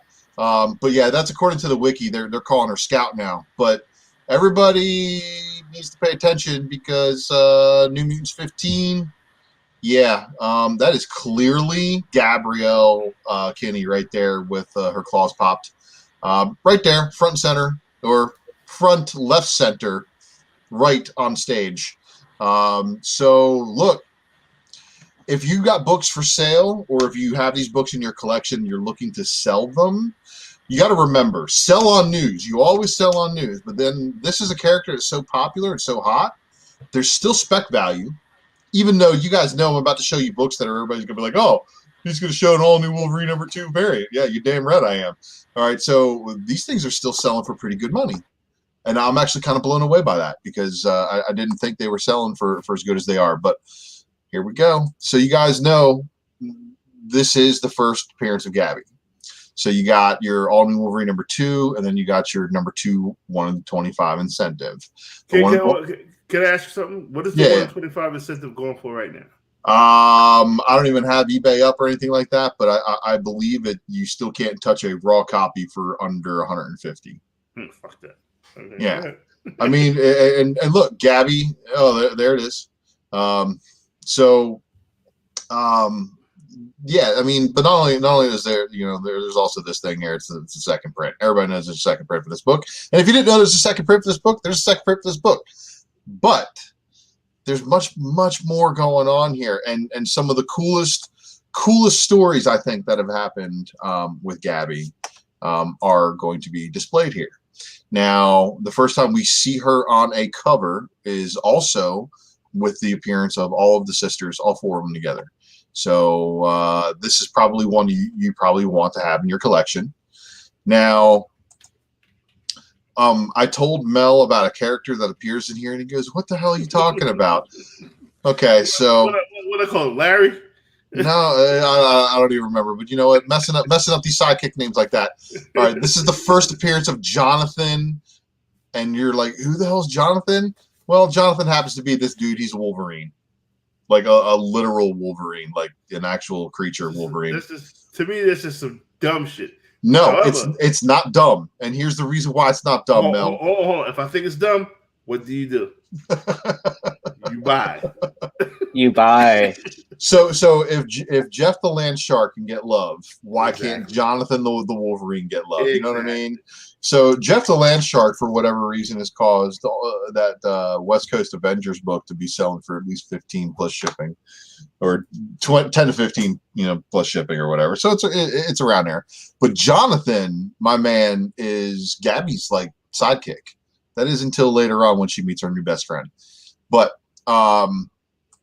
pretty cool guy. And then you have Gabby's first cover with all new Wolverine, or with Logan, Old Man Logan. Another one with Logan, and then Laura I can't believe I bought that shit. What? I just wanted that stupid ass Larry. What the fuck is stupid ass name is? Yeah, it's fine. All right, so everybody knows about this book, right? Everybody's like, "Oh man, that was the one that had 1 in 500." Issue 8 had that Venom variant, and then issue 19 had the 1 in 500. Yeah. So it's all on the next slide here. So besides the 2, 1 in 25s, it had a store variant, which was Art Germ, had 2 different versions, and then the 1 in 500, and then there was also this thing. You guys remember this? Yeah. Walmart variant. So this was like at the start of Walmart starting to get comic books, and everybody's like, they're getting exclusive variants. But this was in a lot of packs, no? This was actually one of the top books in those Walmart packs. Mm-hmm. So what's cool about this book is not necessarily as much as these covers, because these covers, some of them already sell for good money, and I hope my sharks aren't going there and like clearing out eBay on some of these. And I want you guys to know that some of these books are books you should be digging out and putting up for sale, as that New Mutants 15 approaches, because I think that's going to get people back on Gabby's radar. But, and of course, you guys know that I try to do my research. And even though she doesn't call herself Honey Badger, everybody's all in this game right now. They're like, oh, nobody cares about their first appearance as their secret identity. Everybody wants to know their hero identity. Well, the first time Gabby dons a costume is right here on this cover. This is the 1 in 10 variant for all new Wolverine number 10. And is the first time you see her in that, mask and goggles setup. And she's, like 3 pages in, you see her. She's right there with Wolverine, or Laura, as you say. So that 1 in 10 is definitely her first costumed appearance, whatever you want to call it. Number 20 on the cover A. It's got her right there with Laura. It's a pretty good 2-piece or 3-piece story that they got going on here. So, but this book has a 1 in 25, but the 1 in 25 is not the one. And especially if you're looking at, Gabby focused, check out the 1 in 10 for this one again. So you have issues 19 and 20 both with a 1 in 10 that I think hit hard, just because of the content that's on the cover. This is good. This is good stuff right here. This was on Personal Defects, Eastern Elevation. I just love the cover. Look at she's two badasses living life. Yep. But it's you know, it's that big sister thing, man, you know. Right. And I'm sure there's probably some people that, you know, see this cover and look, claws popped and everything. The two of them were fighting and they fell asleep. That's cute, right? See, the thing, I at the time when I was on Personal Defect, I didn't know what this was. I didn't know who she was. I was like, yo, who's this little girl? That's what made me go in depth and start looking. Okay, you know, that's the honey badger. That's, you know, her little sister or whatever they want to call her. Amazing. So this is where it gets good, because there's more. There is more. There's plenty more. I got more to go here. So what's really cool is, of course, issue 20 shows her showing up, you know, chasing after Laura and helping her out. This one right here is another one of those situations. So 19, 20, and now 21. Yeah, 21's got a sick 1 in 25. Shout outs to Alley Oops on eBay. Please ship my order. Because yeah, but the 1 in 10 is definitely the one here. Now the reason why the 1 in 10 is the one is Deadpool. It has everything to do with Deadpool. If you guys read the story, oh man, the interaction that this girl has with Deadpool. First off and foremost, you know, some stuff's going down with Laura and a alien virus and townspeople getting infected, and the only way to cure them is to have everybody with a healing factor basically get infected with it and then go around curing people. So it was a really wicked story, but these pages and the interactions that Deadpool has with both Laura and Gabby are ridiculous. So it gets into detail where Gabby and Deadpool are talking about their scars and stuff like that, because Deadpool, you know, obviously takes off his shirt, and then Gabby's like, see, I got scars too. And then you know, the very last thing they say is, did we just become best friends? So it was like almost like a stepbrothers moment that they shared there together, and it was pretty awesome, because in the subsequent pages, of course, Deadpool actually gets shot by a sniper, and then of course you see, you know, Old Man Logan, Drunken, you know, Laura and Gabby all popping claws and going at it. So I really actually like issue 21 for the content of the story. And again, her interactions with Deadpool are just amazing. And it's good characterization. So, you know, they're going around, and of course this is more character development for Gabby, which they really tried to focus on, which I thought was cool. Because Dawkins like, you know, Gabby, what's going on? And, you know, of course they're healing people with their healing factor, but Gabby finds some people that she can't heal, and she's like, we need to move faster and stuff. But man, this is just a recommended read for you guys. If you like Deadpool's characterization, you will like the way him and Gabby play off each other. Eventually, they all drop out because their healing factors are taxed, and Laura actually, you know, dies at the end of the issue. So she's there. That's dead. Laura, all new Wolverine died in issue 21. And then issue number 22 here has him in story, but it's only at the beginning because Laura's, you know, dead and then coming back again, because that's just what all the healing factor mutants do. So Gabby and Deadpool have traded masks, it looks like, here, and they're like sitting there talking to each other about some things. So and this is all very important, because this is the establishment of the two of them both, you know, they're both a little bit unhinged. And what do I mean by that? Well, Gabby gets him a present before he leaves, right? And what she actually gets him, she gives him, she cuts off her finger because she could grow it back. So she cuts off one of her fingers. She gives him her middle finger so she can flip him off, and she sits there. You know, it's just, again, the joke in there is awesome about her, you know, cutting off her middle finger and giving it away in the box. Hold on a second. Yeah. eBay says so, and because of Gary. This is where you guys go wrong, because listening to how Ultra's breaking it down, this totally sounds like a script for the Deadpool 3 movie. Maybe, you know, dude, if they All right, and it's funny that you said that because just going through my mind, all I can think about is how Fox is going to incorporate Daphne Keene into the X-23 role. All right, And she's getting too old to play X-23. She is getting too old to play X-23. So I don't know, man. Like I thought about that too. Like if Deadpool would be like, okay, so Logan is dead, and that would be the old man Logan timeline that they came from, and him like kind of bringing it in here. But dude, you know what? If I got a strikeout on a spec matrix for once, and I gave everybody's wallet a break, but hey, can you go back to the cover of this particular book, please? This, yeah, there we go. 22, okay. 22, yeah, and it's only for a couple of pages he's in here, so I haven't even gotten to the goods yet. So the goods are, again, they go away, and then of course the last panel there, the Orphans of X show up.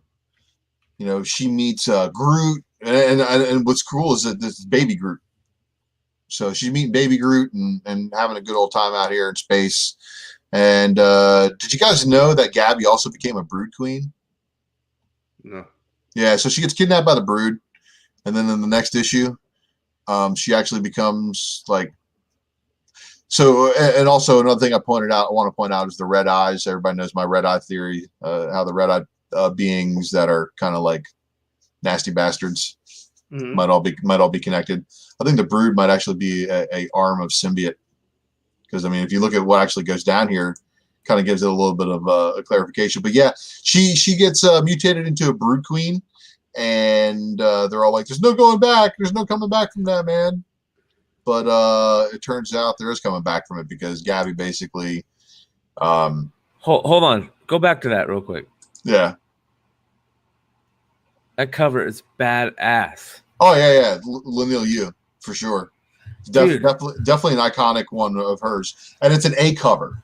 So artistically, I agree, totally agree. And again, this is a good read. It really is a good read. And it sucks that they kind of nixed all of her. Play on words there. Nixed all of her character development that they did with her as Wolverine and made her back to being X-23 again.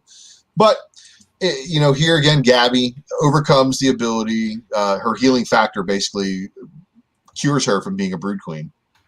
So it's pretty wild. And, so everything's hunky-dory, and they all go back to Earth, yada, yada, yada. So this leads us now into issue 25. And, of course, you guys know I love the second print right here. So just more and more character development for Gabby. And, of course, she then gets this new costume. In this issue, it's basically like a sweatshirt, like a Wolverine sweatshirt. So I don't know if this counts as a new costume. However, multiple issues later, we finally get to some goods. Now, this is probably the spec-worthy portion of the spec matrix stuff. This issue right here, the one which shows her getting her claws chopped off, and of course this one with the Phoenix variant. Everybody went crazy over this Phoenix variant with the recent news in Avengers. However, it is in this issue right here where Drunken gives her the name Honey Badger.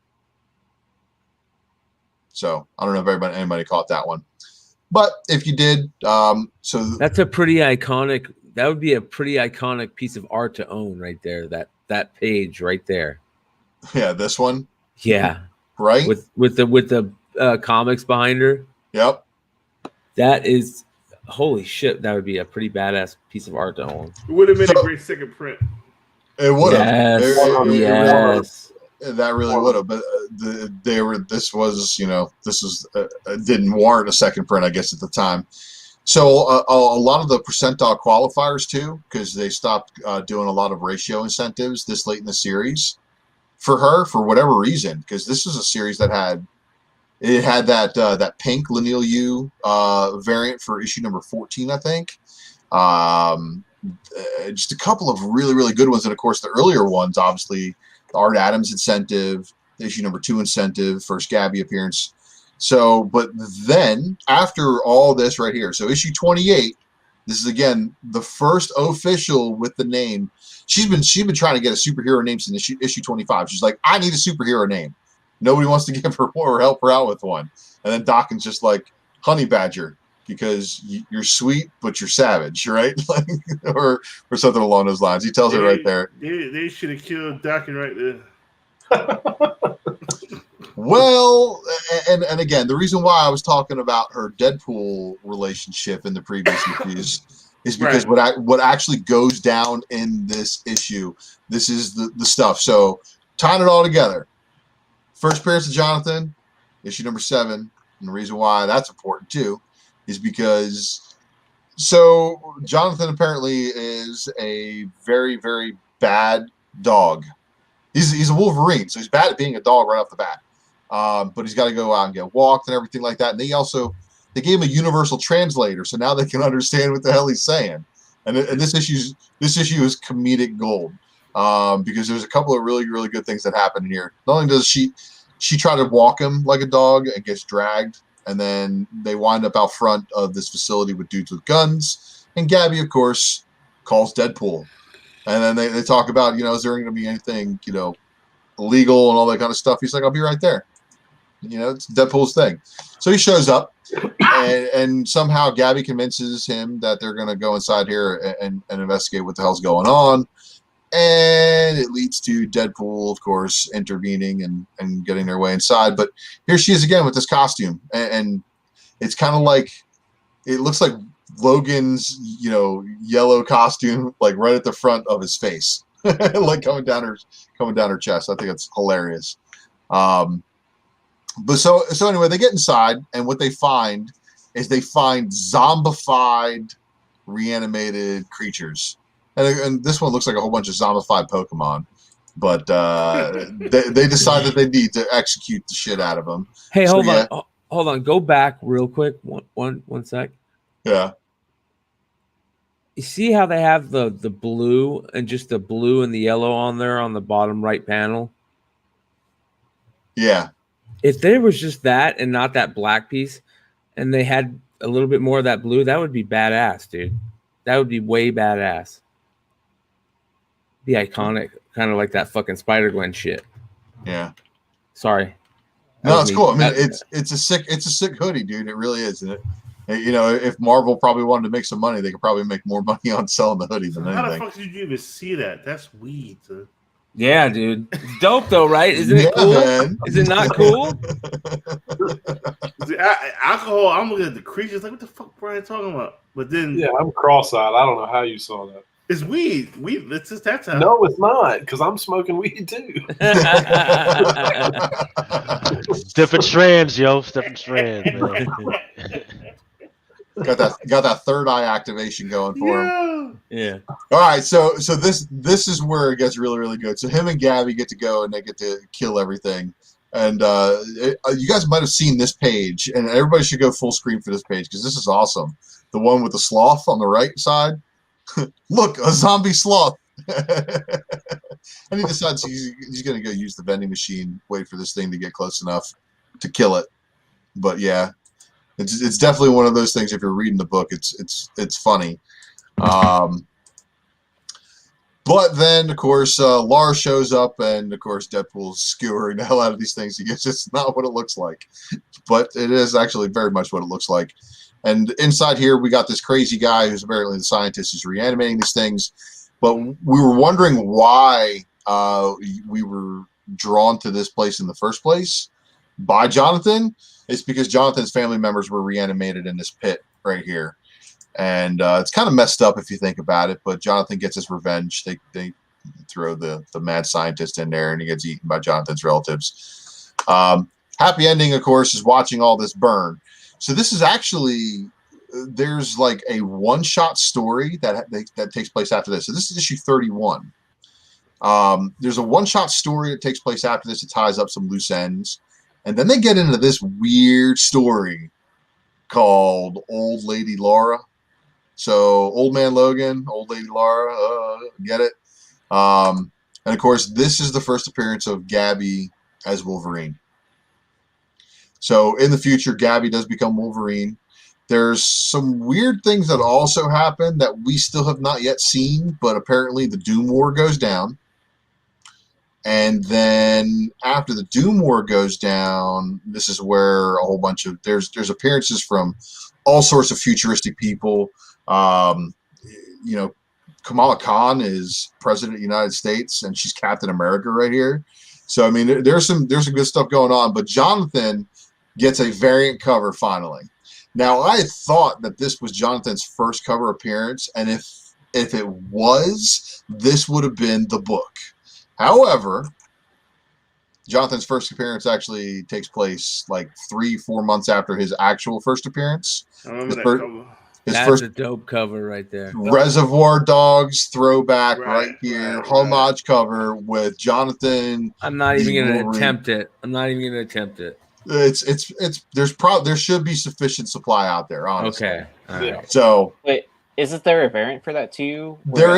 There is a variant, but I don't think it has him on the cover of it at all. What a great cover that is. Holy shit. But doesn't it also have like Gwen Vereen or whatever's like second appearance or something like that? Where it's Spider-Gwen and Wolverine combined into a character? Well, I know they switch bodies. So basically it's Spider-Gwen is inside of Wolverine's body, and Wolverine is inside of Spider-Gwen's body. So it was a body swap situation. So it was a little weird. But the first variant cover, Jonathan, and like, look, can we get a celebrity death match between Jeff the Landshark and Jonathan the Wolverine? Because Wolverine, Jeff. I mean, that's a great cover. That's a great cover. There's also a store variant of this one that's a virginized one. Yeah. Oh, goddamn. Yeah, no, but this was so. Remember, I was checking all the ordering qualifications, and basically, Marvel had already been scolded by everybody in the Diamond meeting, so they lowered a lot of the percentages, and basically, you had to have 100% of the previous issue ordering to order abilities. So whatever you ordered for the previous issue, you had to order that of cover A just to be able to order this one. So you didn't want to order too many. And there was a bunch of goofy variants that they did from like 31 had the Hulk variant, which was a qualifier. It was 100% of issue 30.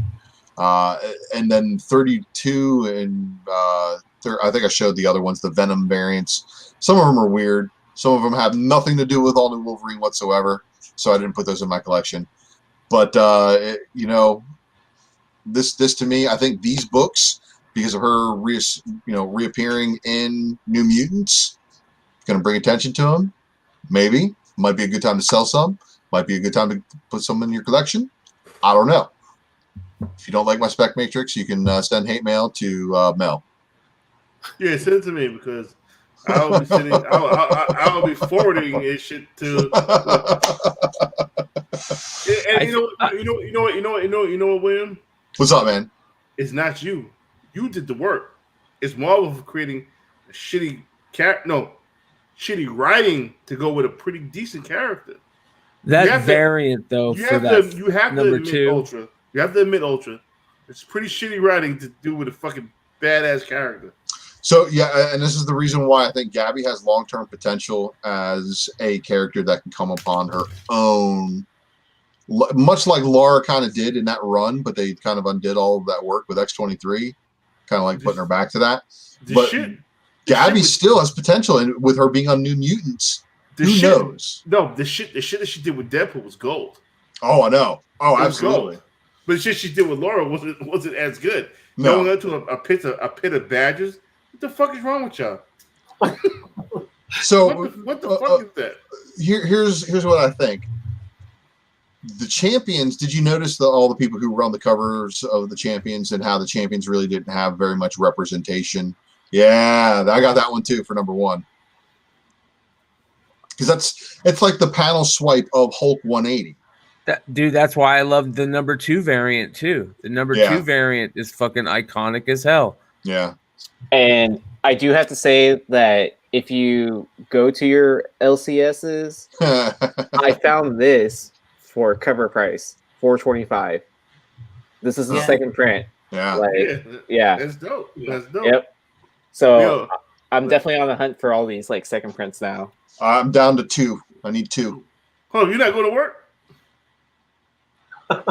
He's Work? at work, man. He's at work. He's working. Oh, right now. I work in IT. I can do most of my stuff remotely. So And drunk. And drunk. All yeah, right, so check this out. I like it. Mel got some spec. Uh-oh. It's very rare that Mel has spec. I gotta find my pen. Hold on. ooh, yeah. I got my notes ready. Do I need to fire up eBay? Maybe. All right. You're not gonna find these at eBay. Oh, and I didn't even get my mind thought out. And Alex Reach Comics put it out there for me. And let's before we move on to Mel Spec. I'm sorry, I didn't mean to cut you off. No, go ahead. What I was talking about is Gabby on Krakoa just had a friend show up on Krakoa at the end of her series, and that would be Gwenpool. And Alex Reed Comics is on to it. If Gabby, Gwenpool, and a couple other ragtag lunatics get together in a book, and Deadpool is their mentor, and they're like a mercs for money or whatever, Runaways. I would read that. I'm sold. You know what I mean? Yeah. There's this weird whole freaking youth movement, right? Where there are all these people that you never really thought about. All of a sudden, they're showing up. For instance, the last Runaways, they showed up. Of course, you got the Reed Richards kid. He's freaking part of it. He's bumping in and He's out. powerless right now. Right. And he tried to show up last time, but he's kind of locked out right now. So that was kind of an interesting thing, which means that he knows that the one person that has an interest in him going in there is Dr. Doom. So I would look out for that to happen. So for him to go back to Dr. Doom and say, "Hey man, can you help me out?" All right, sounds good. Gwenpool's first appearance also is a really easy book to find. Howard the Duck #1. Like, I always find that for like $4, but then like everyone's like always debating about was it Deadpool's Secret Wars #2? Oh, that's that. Yeah, that's for me. That's what it was. Yeah. I remember I had got several of those and I sold them way too soon. I had no faith in Gwenpool, but Gwenpool is going to be a big player, and I'm pretty sure Longbox is probably happy I said that. Well, listen, her Sum Sum is a really good cover. Really good cover. Howard the Duck. There's a qualifier too. That right there, yeah. That right there. Hold on. Yeah, the sketch variant. Yeah. Sleeper. Right. However, there's also a 1/50 of this, but it's just got Howard the Duck on there by Aja. So, just saying. I feel. Is there a black and white of that? That is the black and white. Yeah. No. It looks like it's got pink in it too, though. Yeah, I think that's Don't just worry, a Bubba. little color splash. But I also like the All New Wolverine #1, the local comic shop day variant, where it's like limited to like 500. Mm-hmm. I have that somewhere, but I don't want to dig it out right now. You know what? I saw Gwenpool shit too early. I was like, yo, who the fuck was fucking about a fucking Gwenpool? Because we already had fucking Spider Gwen. Spider Gwen was that it.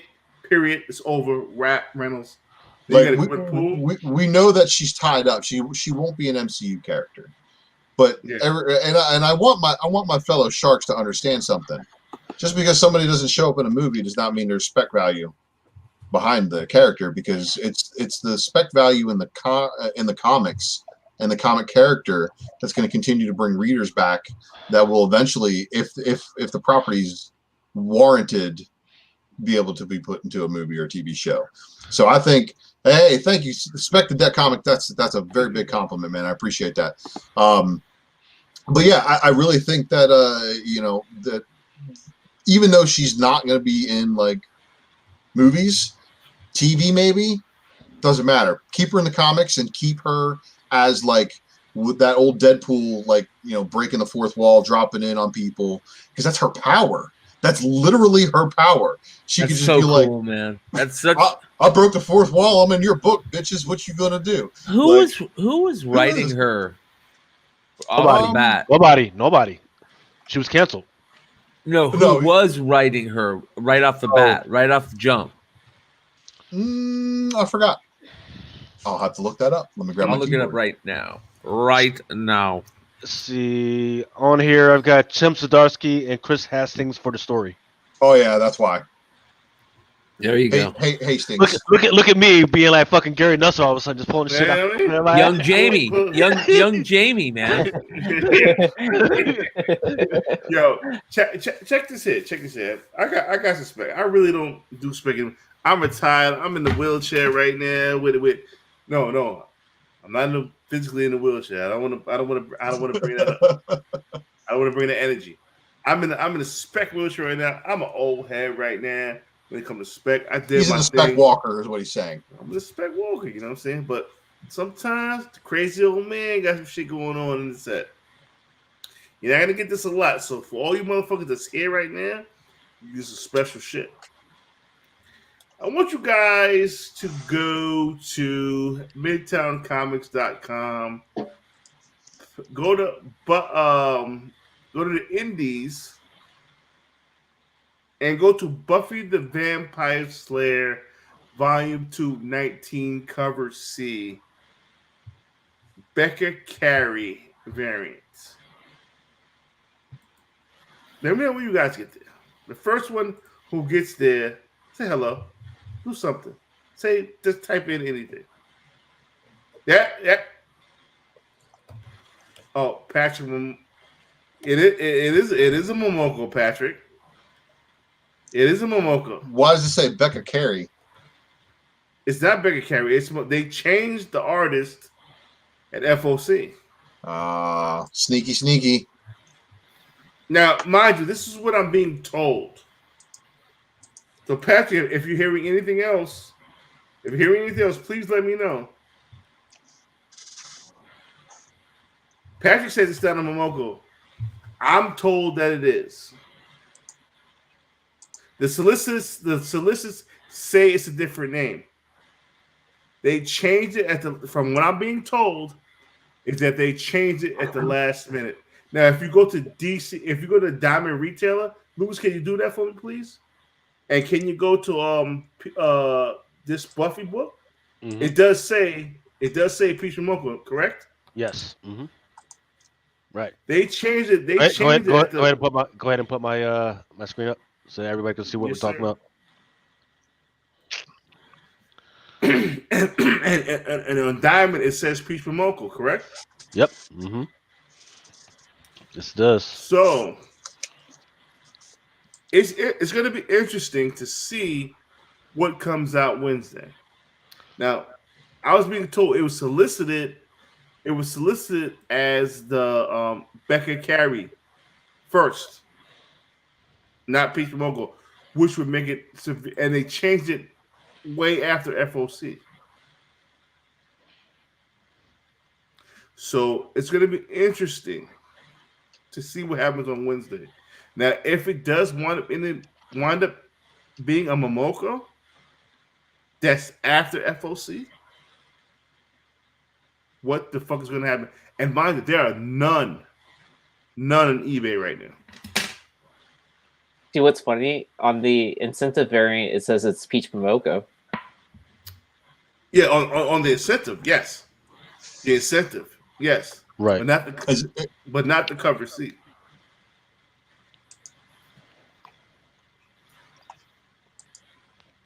Think about it. It's the sketch artwork for it though. It's weird. Yeah. Right. Why would you have a sketch artwork for cover D that's not any one of the regular covers? Momoko, it's gonna be a Momoko. I think it's gonna be a Momoko. Now I could be wrong. Remember, I'm an old speculator in a Walker. But first the comma, now this, Mel, you're on fire. Yo, hey, listen. If this does wind up being a Momoko, they changed artists after FOC, and there's none on eBay right now. Guess what the fuck happens? But this book doesn't release until next week, anyways. Right. There's none on eBay. Imagine that. A book that released next week is none on eBay. That's fucking unheard of. Yeah. Yeah, so it's funny because Patrick is talking about. I had this on a Raw report, I guess, when I went through the previous book. What this? Yeah, and he's like, no, it's not a Momoko cover.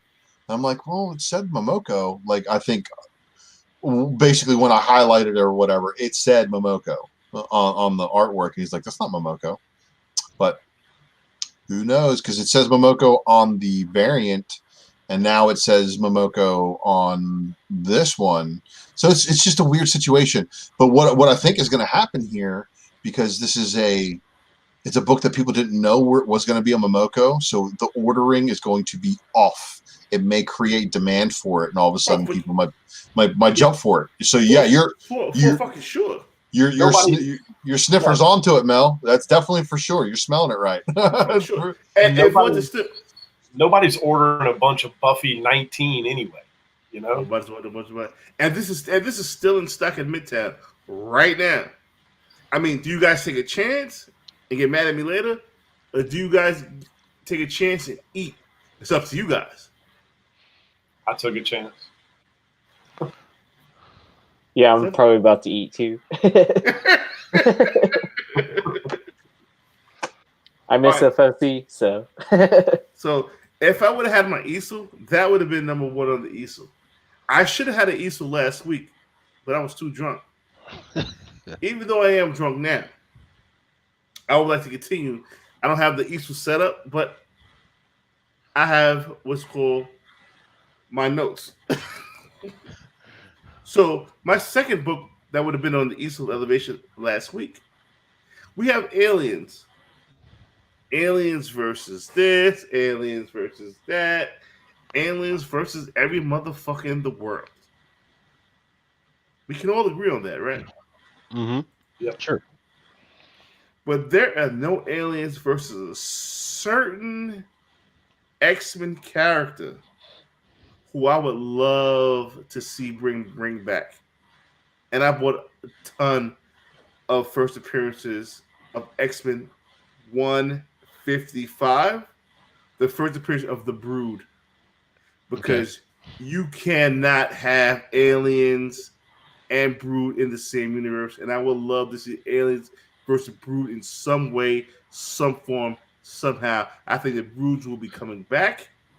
I think it'll be a fantastic alien storyline with Marvel characters. And the Broods have to be a part of it. And I just gave you the hero, Gabby, who's immune. That's why I thought Broods earlier. You're right. So X-Men 155, first appearance of the Brood. Buy low, hold, don't go crazy. Don't go crazy. But the Brood should see some love, especially with aliens being a part of this Marvel universe now. Think about it. Number 3. I've always said I'm going to speak about Moon Girl. And I might have said this last week. So if I did, please forgive me. Moon Girl 13. I'm never going to get this book now. First of all, before the store variant thing happened, I think this sounds familiar going in my head. The Frankie's the Frankie's comic book. What was that? Moon Girl. What we do? 19. Moon Girl 19 would have been the last and the rarest of the Moon Girl variants. Period. I got confirmation from a lot of people. The ordering was low on Moon Girl 19. I did have a conversation with certain people. Boom, a variant came out. And I did not know they would get to 1 to 25. That increase, if you look at any the Comic-Con numbers of anything, those numbers from issue 18 to 19 went up tremendously. Mm-hmm. Well, you had a couple thousand copies going to a store variant, so there you go. Thus, if you go back to Comic-Con numbers, making Moon Girl 13 and them having a 1 to 25, making that the rarest Moon Girl incentive There is. Now, here's the funny part. The 1 in 25 was split between two covers. There was a Sanford Green cover, and there was a Ferry cover. Luke, should we put you up or take it down? I'm looking for this stuff right now. So Okay, let's- no let's- problem. I'll bear with you. Let's see. To me, this Sanford Green is a better cover, but the Ferry had sales of 9/8 over $300 in the past. Yeah. Now, that's the Sanford Green right there. Amazing cover. I mean, and Sanford Green's an up-and-coming artist. You know what I mean? The work on fucking Bitterroot. yes, Bitterroot. This might be the one you want to get now. At the time when I spec'd on it, the Ferry was the one to get.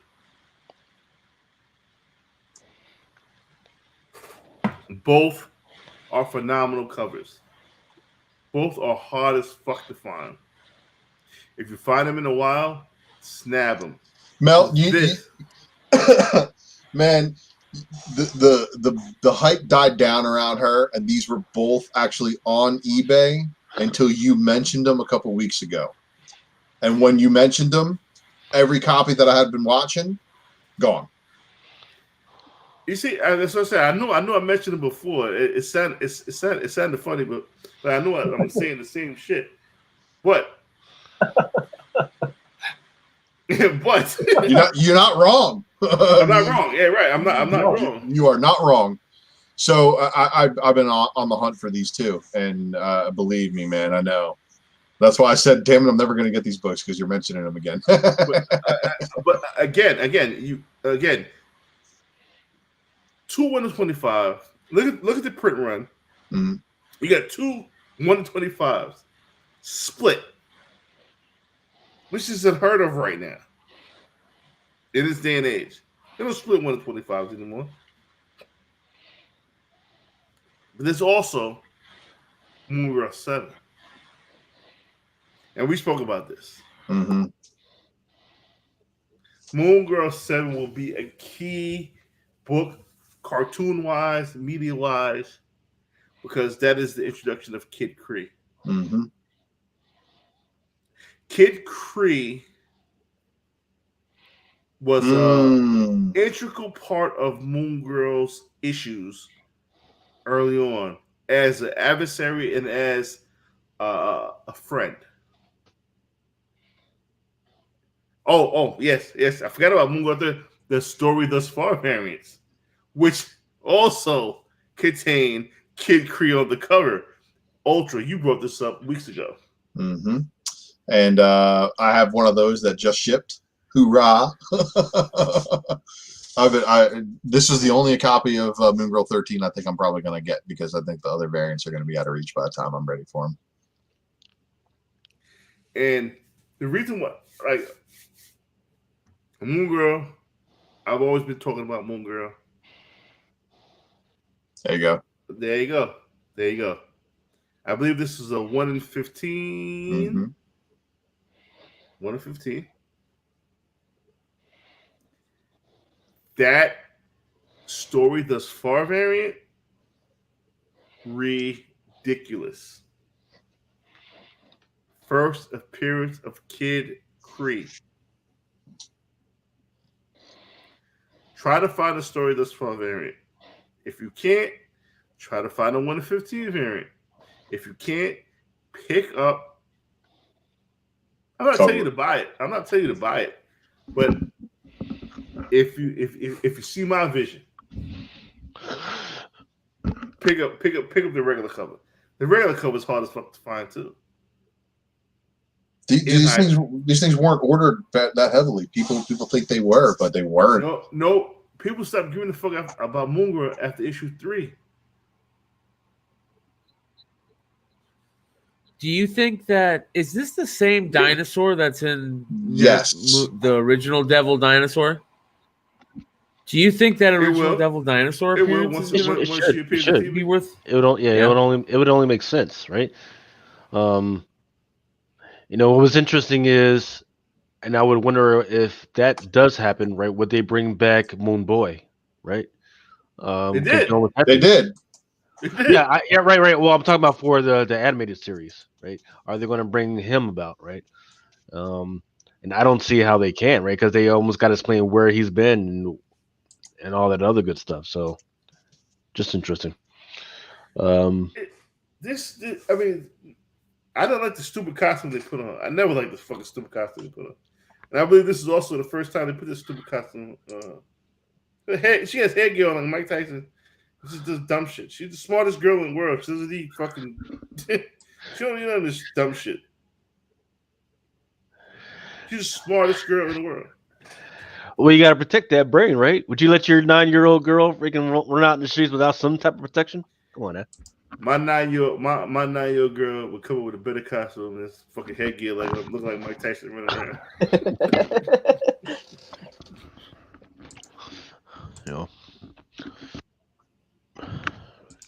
Good stuff. Yeah, matter of fact, you a genius. Would you run around with headgear?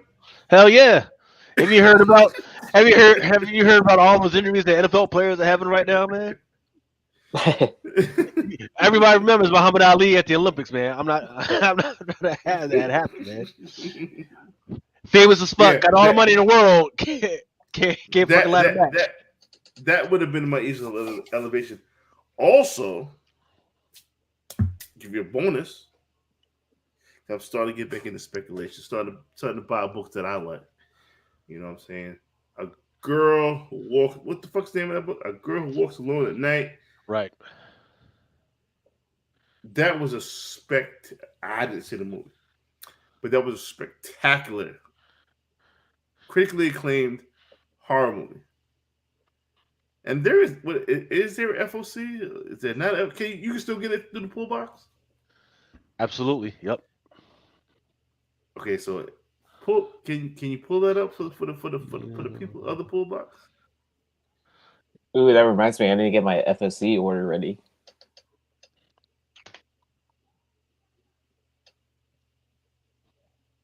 Come on now. and mind you, I love you guys sticking with me and everything. And so I try to give y'all some gold because while my spec might be always the best at the time, my spec always pans out. No, not always. Once in a while, pans.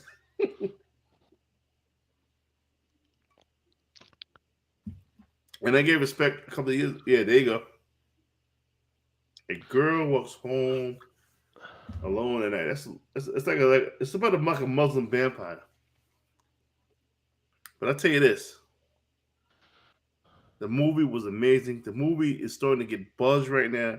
Even though the movie's been up for a long time, the comic comes out, still orderable. Will it do anything? Who knows? How many copies did I buy? 20? Bunch, right? Because there was a 1 of 10, right? So you bought 2 of them joints. No, it was a 1 to 5. Was it 1 of 5? Okay. Is that the 1 to 5? Right. This is the 1 of 5 right here. Ooh. Once word gets out about this movie, because it's Halloween time, right? The buzz is gonna go. Buzz crazy. is good, right? So you got to remember, it's right. If you watch the movie, I forget whether it's an Iranian or Arabic, but I mean it's there, and a trend has been that if there's any movies out there that people like, they try and bring it over to an English version, right? So I could totally see them doing this movie because it's freaking, especially with the whole thing about feminism and women and everything going on. This would be a great movie to kind of transfer that over. Remember, this is like years ago when this movie came out. This is one of my picks that I love this freaking movie. You watched it? Oh yeah, man! I watched this when this first came out, man. Freaking, this is because I'm a horror fucking indie horror fucking lover, man. I love this shit. So this is one of the movies that was close to my heart. on this motherfucker. I would love to see Mama Comics freaking watch this if we could talk about that Guess on what? her show. This is what I told her. This is what I told her.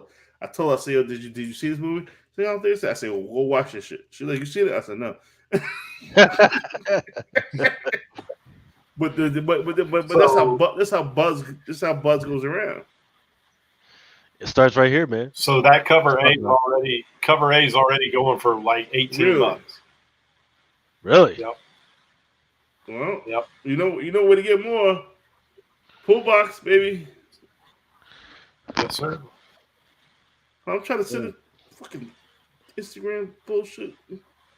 I try to send shit to Mama because I know she's asleep right now.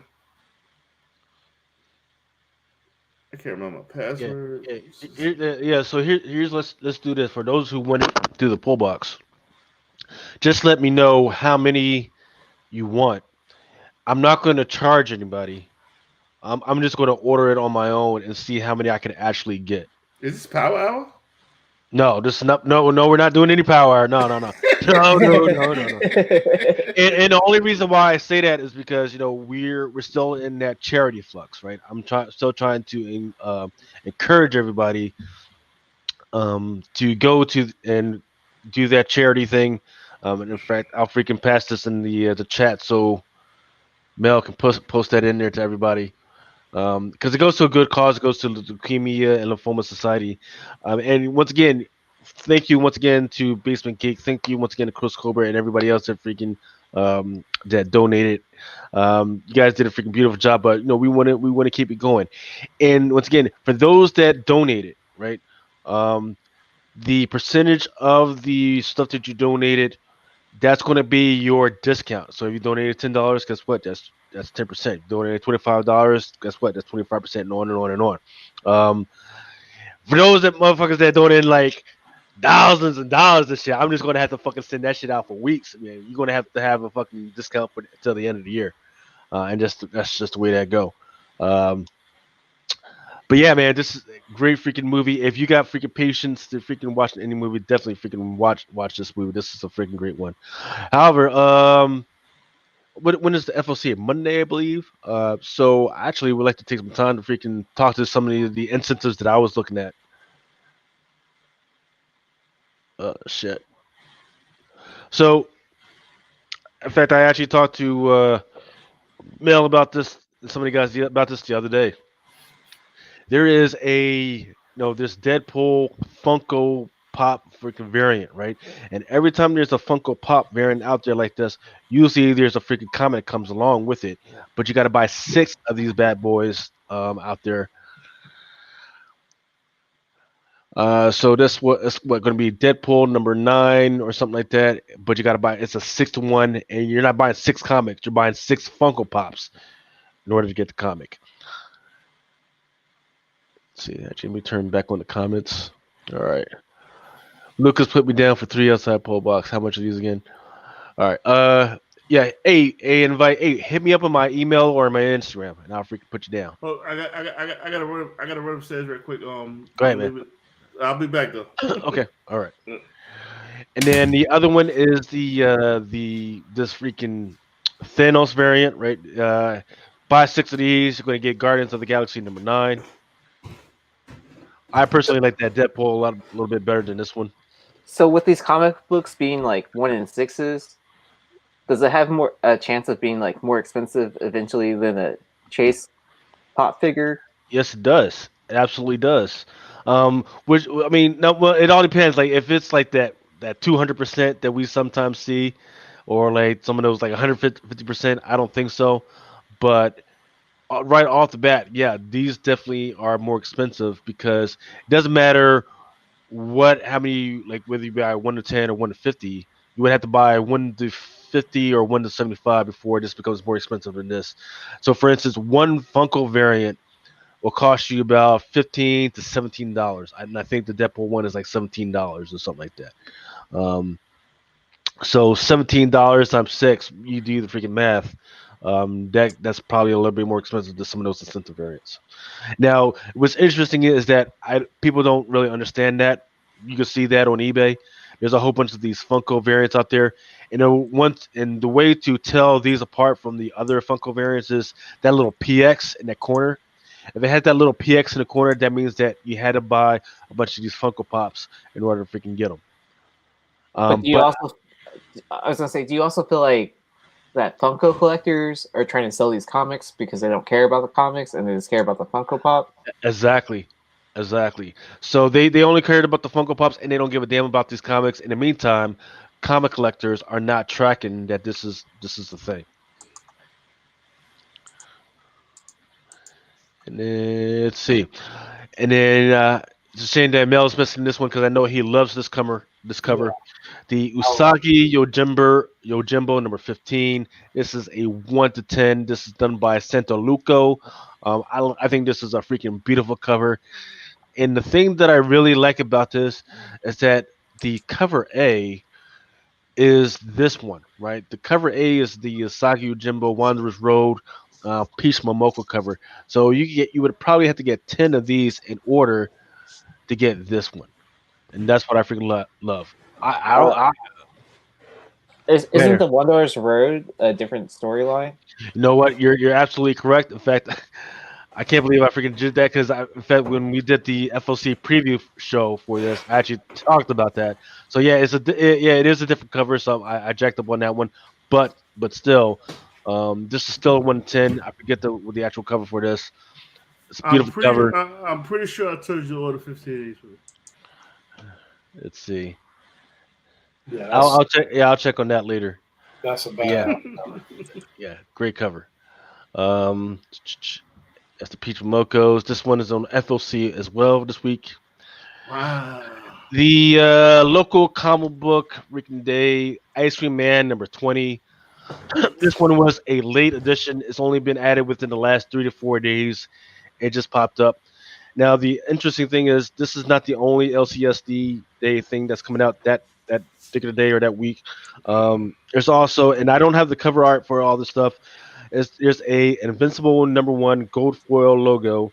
There's a LCSD Monstrous Talk Stories number 1 of 2 gold foil as well. And then there's an LCSD Spawn number 312 cover E McFarlane. So I'm glad I just saw that, right? So, and what I need to explain is, as you guys are getting some of the stuff that you order from the pull box this week, Spawn number 311 came out. There was supposed to be a 20% overship, right? When they got some of the books, some of the stuff was messed up. So some of those books went back. As soon as they print them out, they'll send them back out. And then once I get those stuff, I'll send it out to everybody. So it's the same thing going to be for Spawn number 312. There is going to be a 20% overship, right? So you buy 5 or something, you get like 1 or something like that. So just be cognizant of that. If you do want some of those, let me know.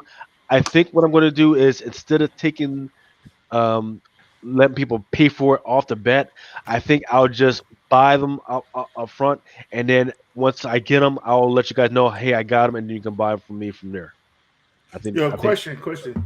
I wasn't here, and Usagi, can you go back to that right quick for 2 seconds? Yeah, the Usagi Santo Loco. Yep. Mm-hmm.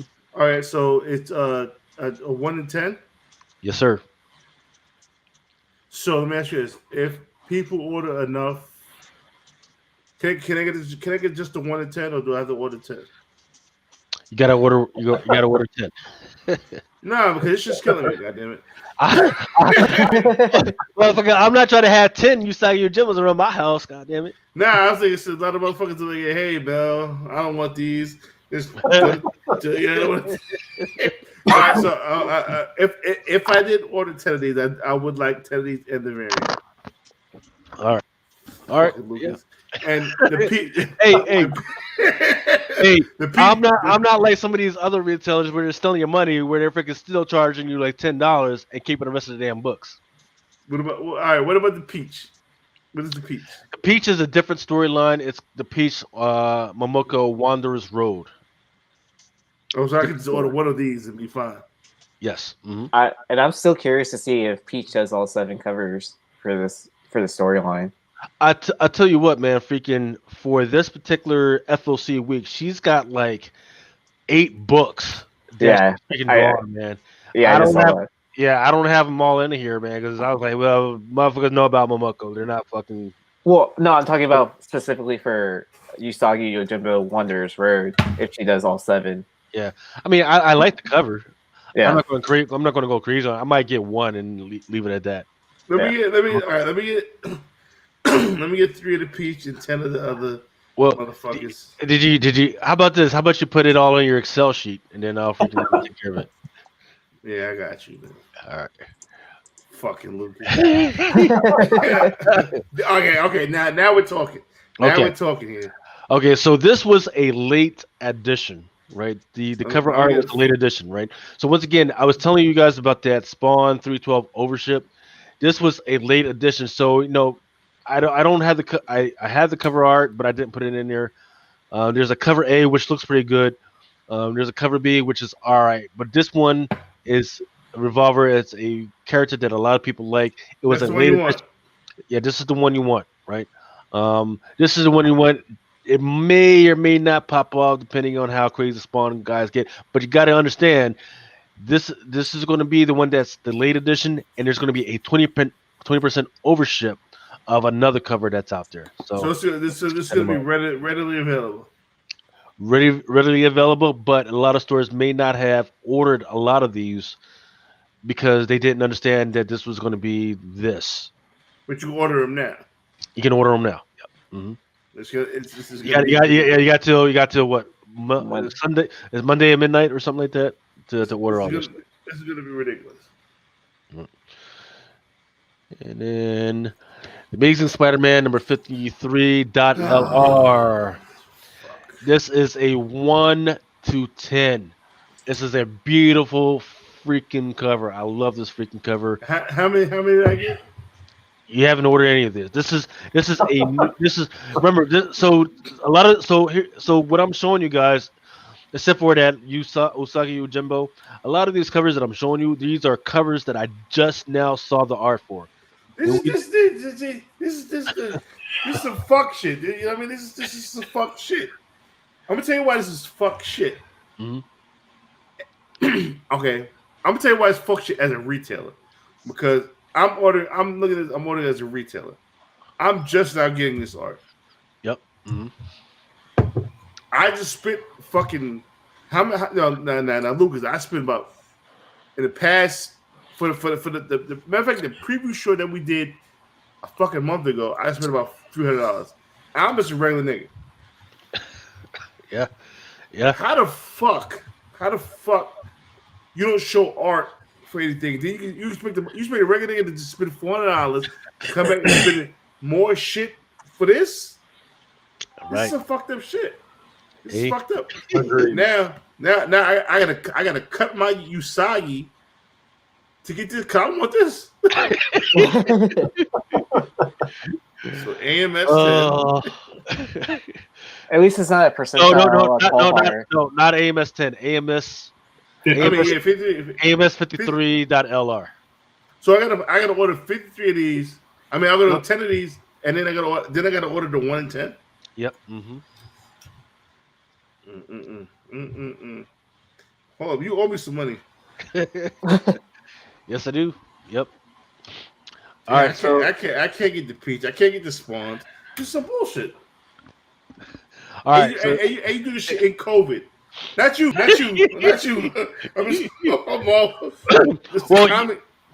What's interesting is if you look at the cover, like if you look at the screens that he's looking at. I know what the fuck it is. There's another cover. He's looking at the front. Yeah, so there's it looks like there's Kindred and then there's Silk in there as well. So I thought that was kind of interesting about what's going on in there. No, what's interesting is if you look at that other cover that we spoke about before. It's the same cover. Yep. In the front. That one's like cover number 54 or 55 or something like that. Yeah. I don't want this no more. Fuck this. All right. So here is my weird. This is not a freaking hey buy this, but this is going to be hey freaking. I just want you guys to be aware of what's something interesting that's going on. Black Widow number 4, the Chichetto 1 to 25. Right. So for those that aren't tracking what's going on, Black Widow, she's kind of broke away from her old superhero life, And she has a kid. she has a kid and she has a First husband. appearance of a fucking dirty ass, nappy headed kid. Yeah, so Black Widow number it's either it's Black Widow number 2, which was the first appearance of that kid, and then Okay. on the cover right here, that's the first cover appearance of that kid. So that means that they're trying to tell me that that kid is not going away anytime soon. They better not be if they're making a 1 in 25 of this fucking thing. But this is I just want you guys to know that this fucking thing is out there. I can't fucking do this. I can't fucking do this anymore. I can't. Yeah, we shouldn't, right? Fucking just wait for it to come out on freaking on the day, right? People are gonna sell it for ratio or more you ratio. you got this motherfucker looking like what the fuck I'm gonna do. Hey, This no, one- you know what I'm looking at? Yeah. Hold on. This motherfucker here, like, fuck all of this shit. Hey, Mel, don't share my screen, but look at it. I'm Have you sorry. guys talked about that yet? 113. Yeah. I want to talk about it more. Okay, What's up, man? so let's talk about that. No, I'm just saying, like all this shit going on. You don't give a fuck about all this shit going on. Like, this is crazy. You said I want the first appearance of a kid. This is a fucking badass cover. How can I afford all of this shit? Right, right. So the bad part of it is her first appearance was Black Widow number 2. The highest ratio variant for that motherfucker is a 1 to 500. Whoa, hold on. Franco is about to be my new best friend. You don't have to get 10 out of the 1 to 10. Sure, right. If you don't want to do it through the full box, you don't have to do it. No, I gotta support my man. Lucas. I'm sorry, but that's just nice. That's just nice to know. That's nice to know. Well, I mean, see, the thing is, we'll talk about that later. But that's what it is. Let's go to. But goddamn, I don't want this. I want that. I want this championship. Okay, so this is not an incentive ratio, but I do want people to know that once again, I think this is the first time I'm seeing the art. Maybe it was in there before. Just first time I'm seeing it, but Viv Vision, she is inside this freaking book. Everybody's been wondering where she's at. She's at this top secret prison or whatever they fucking get to her. Now, here's the interesting thing. She has a new skin, right? She is now disguised as a human being, and she looks totally freaking different. So the first appearance of her new appearance is inside this book. If you guys care about that type of stuff, like new costumes and new type looks, then this was the book for you. But it all happens in this, and it's interesting because in some of the other joints, she's got this reddish skin, or she even looks white, and here she looks black. Oh, that's crazy. This is Fantastic Four Road Trip number 1. This is for all those Del Mundo fans. This is not an incentive variant, but I kind of like this. I'm gonna have to get one. Definitely gonna have to get one, man. I hate you. All right, this one is King of Black number 1 of 5. Todd Smith Hinton Jim variant. This is new art. This one just popped up within the last 72 hours. Anybody catch a Simon Beasley feel off of that? Yes. Yeah. And it was another book that I can't remember. Yep. So that one's out there. And then this one is new art as well. This is by Jim Bartel, Star Wars. Dr. Aphra, number 6. Sign me up to every Jen Bartel cover that comes out for now on. Problem is that this is a 1 to 25. So I don't care, man. I'll buy it on eBay then. Yo, Immortal Idiots. I want him on the show so bad. Immortal Idiots just sent me some crazy Miles Morales joint. Okay. And whoa, he's just gonna brush that off? No, you can't just brush that off. No, you can't just say that, bro. You gotta. I don't know what it was. I thought you gotta hang on to that. You can't just do that, dude. not something like that. You know what I'm talking about?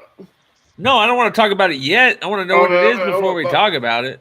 My fault. He wants his chance to pre-order before you hype it. Yes, I want to make some money off this shit. Come on. Okay. Fucking... All right. So I just got I three. know got all the three quick union ones. shit. Yeah, I know all the union. Right. So this is three quick ones. All right. So union, we already knew about this. We actually already did this one on the FOC. The new thing that I wasn't tracking, because remember we were asking what the fuck is the name of this dude in the fucking hood. Right there on the fucking cover, he says, "Hey, I'm Snakes. They call me Snakes." That's the fucking new thing that I wasn't tracking before. Huh. That dude looks pretty badass. His name is Snakes. They call you. Won't give a fuck about Right. your former. And then this little girl, chick right here, she says they called me the Choir. They didn't like Scream. That was my supervillain name. And then this one is called Kelpie and whatever. All right. Scream? So- Wait. Did you say Scream? Like as in Yes. symbiote Scream? Not SKREM. EEM, Oh, no. not No. EAM. This cover just wants me to cancel all my orders. I know, right? This one is New Art Exosword Destruction #1. This is a handwritten LCSD variant. It's dope. Yeah, I And- need that. I need that in my life. And then this one is once again, I am a fan of Gerald Safino. This is a 1 to 25 Werewolf by Night #2. Yeah, Did we give a that's fuck awesome. about Werewolf by Night? Did we ever give a fuck about Werewolf by Night? The That number- one that was on the Hot 10 the other night was dope. I Yeah, think, that's The nice. Hot 10. I think number 32 is kind of a hot book, right? Yeah, that one where he's like transforming and he looks all badass. Werewolf by Night, number 32. And Oh, is that the shit. best one? No, I'm talking about the one that was that new Oh, one. yeah. The one at 50. There we go. Yeah, let's talk about this. So Brian, I'm gonna put your stream up, or we want to leave this up? No, leave this up. So we spoke about this earlier. On another show. No, on this show. Oh, that's right. It feels like another show. That's a dope cover right there. That is a great cover. Preach, brother. I wish it wasn't cover A. I wish it was the incentive. So is it FOC or pre-FOC for this right now? It's pre-FOC. Okay. Way pre-FOC. Way pre. What does the 1 in 10 look like for this? Don't know yet. Yeah, don't know yet. Let's see. But I want. Okay, I still haven't got the invoice for the second order. Lucas. Can we talk about? Can we roll a little bit into? Oh, wait. into I got. this? Hold up. I got the 1 in 10. Stand by. You All do. right. Hey, Lucas worked his magic. He always does. I hope it. I'll buy 10 of these if the 1 in 10 is Come dope. on, this is. Come I bet on. he does not own the cover. This is like shaking dice. Come on. It's unique. I'll give it that. It's shitty. That means it's shitty. Yeah, that's shitty. What the fuck is that? That is no offense. Is that Stephen? What? No. Okay. Donatello. Matt, I don't even know who that dude is. Nah, that sucks. That's a bummer. That's a bummer. Don't increase my order. Yeah, I'm good. That is fucking awesome. Yeah, that's a letdown. But what? Because rare though. If something happens in the book, and because rare, this will be. It's not going to be rare though because everybody's going to be ordering that A covers. Yep. What a waste. Let's talk about Ronin. Ooh. Okay. Where do you fall in the? Is this like the blue dress? Here's where I fall. I think that they're gonna string this out. I think that they originally weren't gonna string it out, and then when they saw how everybody geeked out over it, they're like, we can string the shit out.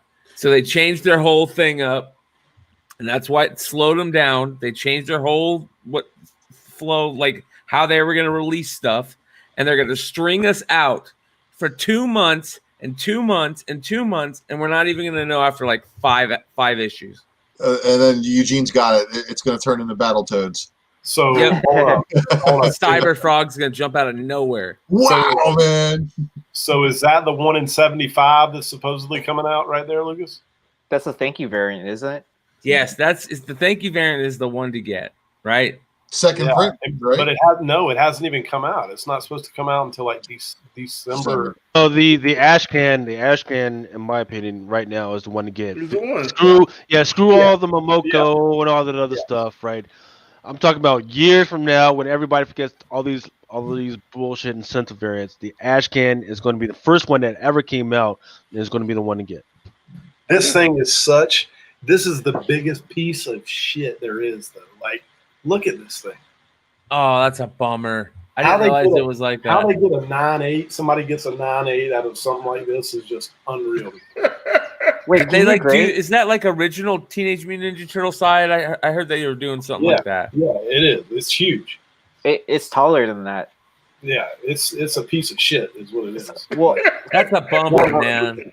does look at CGC that. grade that size of a book? Yeah, they do, but Okay. good luck getting a 9.8. Like they were trapped. Yeah. I know my book will not hit a 9.8. What but- about the variants? Are the variants going to be that size? No, Like the exclusives? they're- no, I think they're all the same size as the regular books that came out Wednesday. Yeah, but those are actually bigger than Yeah, the modern ash books. can, like look, you can see like the ash can is that much bigger. I don't know if you can see them, but Yeah. that much taller than the regular. That's Yeah. like almost a treasury edition and shit. Yeah, But compare the A cover of Last Ronin to a modern book and see the size difference. It's like it's supposed to be like wider and a little bit taller, I think, isn't it? yep. Will it fit in the Silver Age bag? Just out of curiosity. No, Do No, we all agree it's not Michelangelo? No, we didn't all agree. no. I mean, a lot of people in the chat don't. I mean, agree that it's Michelangelo. They Maybe think that's it why- is Mike. They say it is Michelangelo. But It's not. The turtle never confirms or denies. Comicbook.com reported it as Michelangelo. They're lying. See, this is and that was the thing. You read it, I read it, everybody else read it. I see the comma. I'm a grammar Nazi. I'm like, ooh, that's not Michelangelo. But other people are like, no, that is Michelangelo. And of course, we got the Urban Dictionary and Webster's Dictionary combined into one being known as Lucas. So who broke it down for us earlier. Like, this can go multiple ways. They are trolling us. They're playing with us. It could be Michelangelo, and it could also not be Michelangelo. And it leaves it open to change. It could be. It could be. Lita. Going back to this, if you look at the spots on the back of the turtle, they're concurrent with Lita's spots on the back. What? If you look Oh, I see what you're saying. She can go back and talk to. Oh, wow. Wait, what? I don't know. okay, so Lucas, pull up those spots. Oh, wait a That's minute. I think Lita is the key that ties it to the regular series. Is what Lita is. Lita doesn't wear a mask. All right, so let Lucas pull this shit up. Who is Lita? So What did you want me to pull up? Tom Thomas sperm face turtle. Yep. Listen, First appeared in 101. Pull up where all the masks were. All the masks, all the weapons. She's pretty badass looking. I'll give her that. Ari had brought this up to my attention earlier. There you go. At the stream. So look at all these spots and shit. These turtles didn't have all these spots and shit. Yeah, another one of them did. I'm telling you, man, they have spots. Okay. In their old age, and of course, radiation and mutation. Okay. Possible. Fine. Fuck with me for 2 seconds. She put all the masks on the table. She's spotted like a motherfucker. She wears no mask. She decides to don the black mask. Now, if we go back to McClay's image, she's not wearing a mask here. Now, let's look at this shit on her head. Let's see the shit on her head. Does she have the shit on her head? No, the shit on her head is not visible. But if I'm the lone turtle if I'm the Lone Turtle, I would keep my mask on, right? And I put all my weapons in the back as 104. Not if you're not that person anymore. Like if you're like done with being that, you have to be you're a totally different person. You can't be part of a team anymore. You know what I mean? Okay, I'm with you. But leader was never part of a team. Yeah, I don't know. Until maybe 113. And is that I dude- have not read 113 yet, but I'm just is saying. that dude with the patch, that Karai or that Scratch dude or whatever? Who? Who's that dude with that patch? I think that's That's a good Raphael. question. I think that's Raphael. Is that Raphael? From I the think Christmas special. from the Christmas special. I don't know if you can see that, but We got to get Lucas that picture. Oh, dude. Wait, I we think all- that's Oh. that one evil turtle though, right? That's not that. Why would he hang tough with all regular turtles? Why would he stand strong like that? He wouldn't be standing strong with all the turtles. That's a dope cover, dude. That It cover is so It good. It is. I might say, Lucas, what are we other two? I know, right? That cover is so good.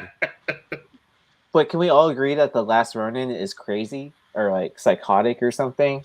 Like something's think- not right mentally in the last Ronin. It would be good if it was Mikey and that was the case, that he did like snap and it was Mikey, because Mikey was the happy-go-lucky guy, and all of a sudden he just snapped into a fucking sinister, just really sinister. To live, he's got to be like that, you know. I love what Stein said earlier. Nobody would never know who the turtle was. Yeah, I think that they should do that. I agree. No. I listen. No, It would no, be good no, for no. the story. It'd be good for the story. They That would shouldn't. suck. They shouldn't do it. But I would love if they did it. Right. Yeah. Well, Like, no. if Well, that makes any sense. you know, maybe one of these days I'll show you the interview that I saw, but they plan on putting this out for like the next 2 to 3 years. That's the direction this thing is going to be. So we may not get the answer. If they weave it into the regular series like this, they're planning on doing that, right? yeah. So got it. Lucas, you know who the turtle is. Once again, I think there are several copies out of there that have different endings in there. The one that I saw goes different ways, but what I am seeing is consistency with the old animated series and with the ongoing series. So, for instance, Well, yeah, so- I don't want you to spoil it for the people. no. I mean, I'm not gonna. So, for instance, I believe maybe it was Invite or somebody that was talking about it's our episode number 73, the past that never was. Right, that was you. Yeah, but I couldn't remember what the episode number was. That's a great one to watch, and you got to watch it closely because a lot of that stuff was integrated into this. I forget what there's a dragon that's got this time traveling freaking sand time thing that has been integrated into this. And here's another thing that I want people to look out for, which was pretty interesting. There's a fan pick, or what do you call it, a fan fiction joint out there. It's called TMNT Dimension M. That's got a lot of stuff that's very close to this. But once again, it's a different dimension than this. But there's a lot of stuff that makes it interesting. It makes 113 really interesting. So if you get some time to check it out, check it out. Yes, there. High Voltage Mark says, "Is there a cover B?" Yes, there is a cover B. We don't have the cover for it. That, That cover might be popping. all right, guys. That 1 to 10 was shit. Oh, I hate to no, you can't. So and then Charlie also says, yeah, watch the cartoon. Yep, watch the cartoon, but the actual breakdown that might be a little issue for some of y'all is like I love math and there is some math to it. Oh yeah, There's some fucking math to it. So if you understand the math, you're gonna understand where I'm coming from. Andy, before we leave, this is some shit I wanted to get into earlier, like way early. The way before you leave, I know you gotta go. I'm sorry. You're good. But before you leave, the way you break down, you watch eBay, you watch how eBay moves. Can you tell us, books that you have not put out yet? What are some books that are moving on the indie spotlight? Oh man, dude, there's a Why gonna make them work, man? I thought it was. there's a bunch of them. I mean, the series that I'm really watching close right now is Ice Cream Man. Like all of those back issues are just, man, it's just a different one every day. So like I'm watching one now. This one right here, I like it. It's got a creepy feel and all. I think that might be the next one to go to the like $30 range or something like that. What number was that? Number 11. So it's I had typing. Oh yes. it definitely it's heated up. I mean, you can find it for cover price like a month and a half ago, but not anymore. So that's one. Should you just pick up every Ice Cream Man back issue at a good decent price? It's not a bad idea, Brian. Like I do it. I'll be honest. So I'll sell them in sets or whatnot. But I mean, I picked these two up the other day. This one's starting to get a little bit of traction. But I mean, it's $10 book. But I just don't think you can go wrong with them. The series is getting a bigger following every day. It's just they got some cool covers. The tongue cover is my favorite one. This one, that's turned into like a $30 or $40 book. So, oh, it's creepy as hell, man. Yeah, it's just. I mean, there's some really, really good covers in this run, for sure. But I mean, that's a series I watch a lot, and of course, Something Is Killing the Children. That one is like crazy right now. So, I remember you told me about that. When she's in the bathtub. Oh yeah, the one where she's got the scars all over her back. Yeah, and I found them in Midtown. Let's go 298. Yep. I do a lot of eBay searching. I will say that. Like I more times than not, I just enter comic and then sold, and dude, I'll sit there for 2 hours just looking and looking. Andy, you just done fucked up, man. You done fucked up. You just gave away one of the best secrets. Man, you just gave away some. That was a good one, man. Yep. No, that's it was an easy one. I mean, it was very easy, but it's a good one, man. Yeah, it's the Drunken Chat special late night. Yep. But no, that's it's a good one. I mean, there's a lot of different things you can do with eBay, but just I don't know. I like to see what's sold and see what's trending, and then when you see one drying up and it's trending up, I mean, you got two good things going for it. It's if you can find it, it's probably worth getting. But anyway, like I say, oh my god, what? Well, this is Shaw variant of The Last Ronin. It's sold for $200, and that the number that catch me with is the art. He's coming out of the grave. Oh, this just looks amazing. Is that the Hive Comics one? I don't know what the fuck. I think I've seen the one you're talking about. Last Ronin 500, the Shaw variant. Yeah, this is probably the best.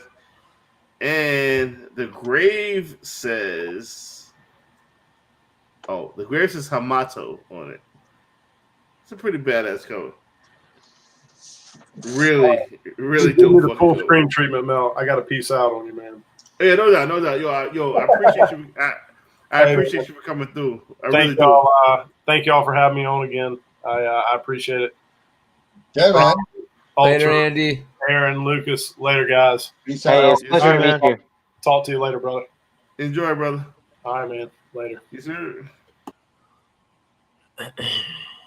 So, hey, I just want to point out, you guys, I talked to Franco about this one. Franco says he's got these 2 Turtle Mania specials. Number 1. Why didn't he hit me up? Oh, well, look, he says he's going to get them both. He's got an opportunity to get them signed by Eastman. would you get them signed and sketched or leave them? He said they're 9.8 copies. And look, Leave them. Leave them. if they're legit Turtle Mania #1s, right? and it's the white cover, it's the most common. It's the 3,000 copy one. Leave them. How many of them are signed out there? There's probably a shit ton. Yeah, but he said like if you have to go back through the chat in order to see what he was talking about. Right. He's talking about saying that these aren't the ones that are showing, and it might be even some other rare unknown version of it. If that's the case, then obviously I wouldn't sign. Don't sign that shit. Yeah, keep that shit unsigned, man. Yeah, but if it's the common 3,000 copy white one, look, there's a way to get, like, if you guys ever get like a sketch cover that's not gonna obviously be yellow label because they didn't see it. There's a way to get a signature yellow label by having them sign over top of it. Right. Well, see, there's like a few different variants out there. There's the white variant, which is the 3,000 one. There's the gold variant. Then there's the silver variant. Then there's another silver variant that actually has like numbers on the freaking back. Right. Sketch the numbers. So, yeah. So. He's saying it's not the 3,000 copies. So if it's not one of those, if it's even rarer, then obviously don't touch that shit. I mean, get that shit just graded by itself, man. It'll look so much better. It'll look better in the future. Sell it to Lucas for pennies on the fucking dollar. That's what you fucking do. And freaking do either way, man. Freaking here's what you need to know when it comes to all this turtle stuff. Right now, they are pushing hard for a heavy revival of all this turtle stuff. Mm-hmm. They tried with the G.I. Joe. They're not doing too well. And that's crazy, even though they've got movies coming out, right? So even though the Turtles, right? Yeah, so even though the Turtles movies have failed, the Turtles comic books are doing really well right now. It's weird as fuck, and it's counterintuitive to everything we've been doing. The Turtles always hit every cylinder. Turtles always hit. Have you guys seen how much some of the later printings of #1 and the first printings of like single digit issues are going for right now raw? Because you can't find them. And it's crazy, man. You used to be able to find those. It's the new Star Wars, man. Transformers never hit on everybody's level. Voltron hit on everybody's level. G.I. Joe's the new Star Wars. No, G.I. Joe didn't hit on everybody's level. Yeah, it does. It's slowly. Slowly right now it is making. Think about when you. I think a lot of people are waking up to the nostalgia of G.I. Joe. Yeah, but think about when you were a kid. The shit that hit was Voltron.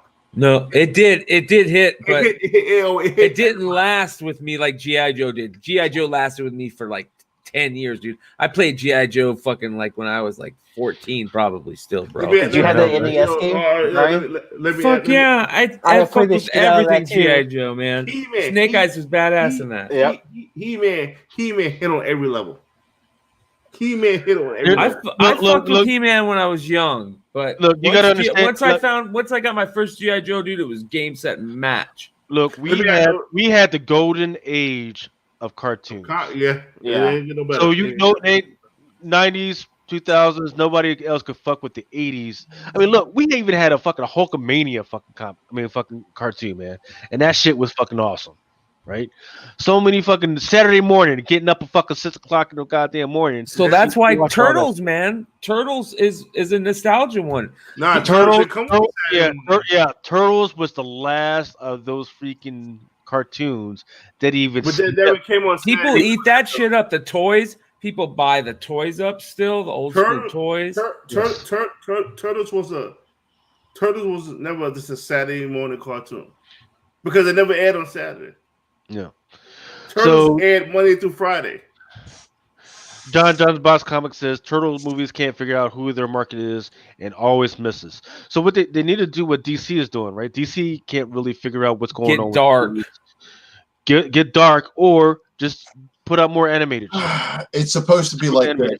Both. You're supposed to have an animated TV show for the younger audience. Then you have animated movies for the adult teenager audience, and then you have your dark, really R-rated movie almost.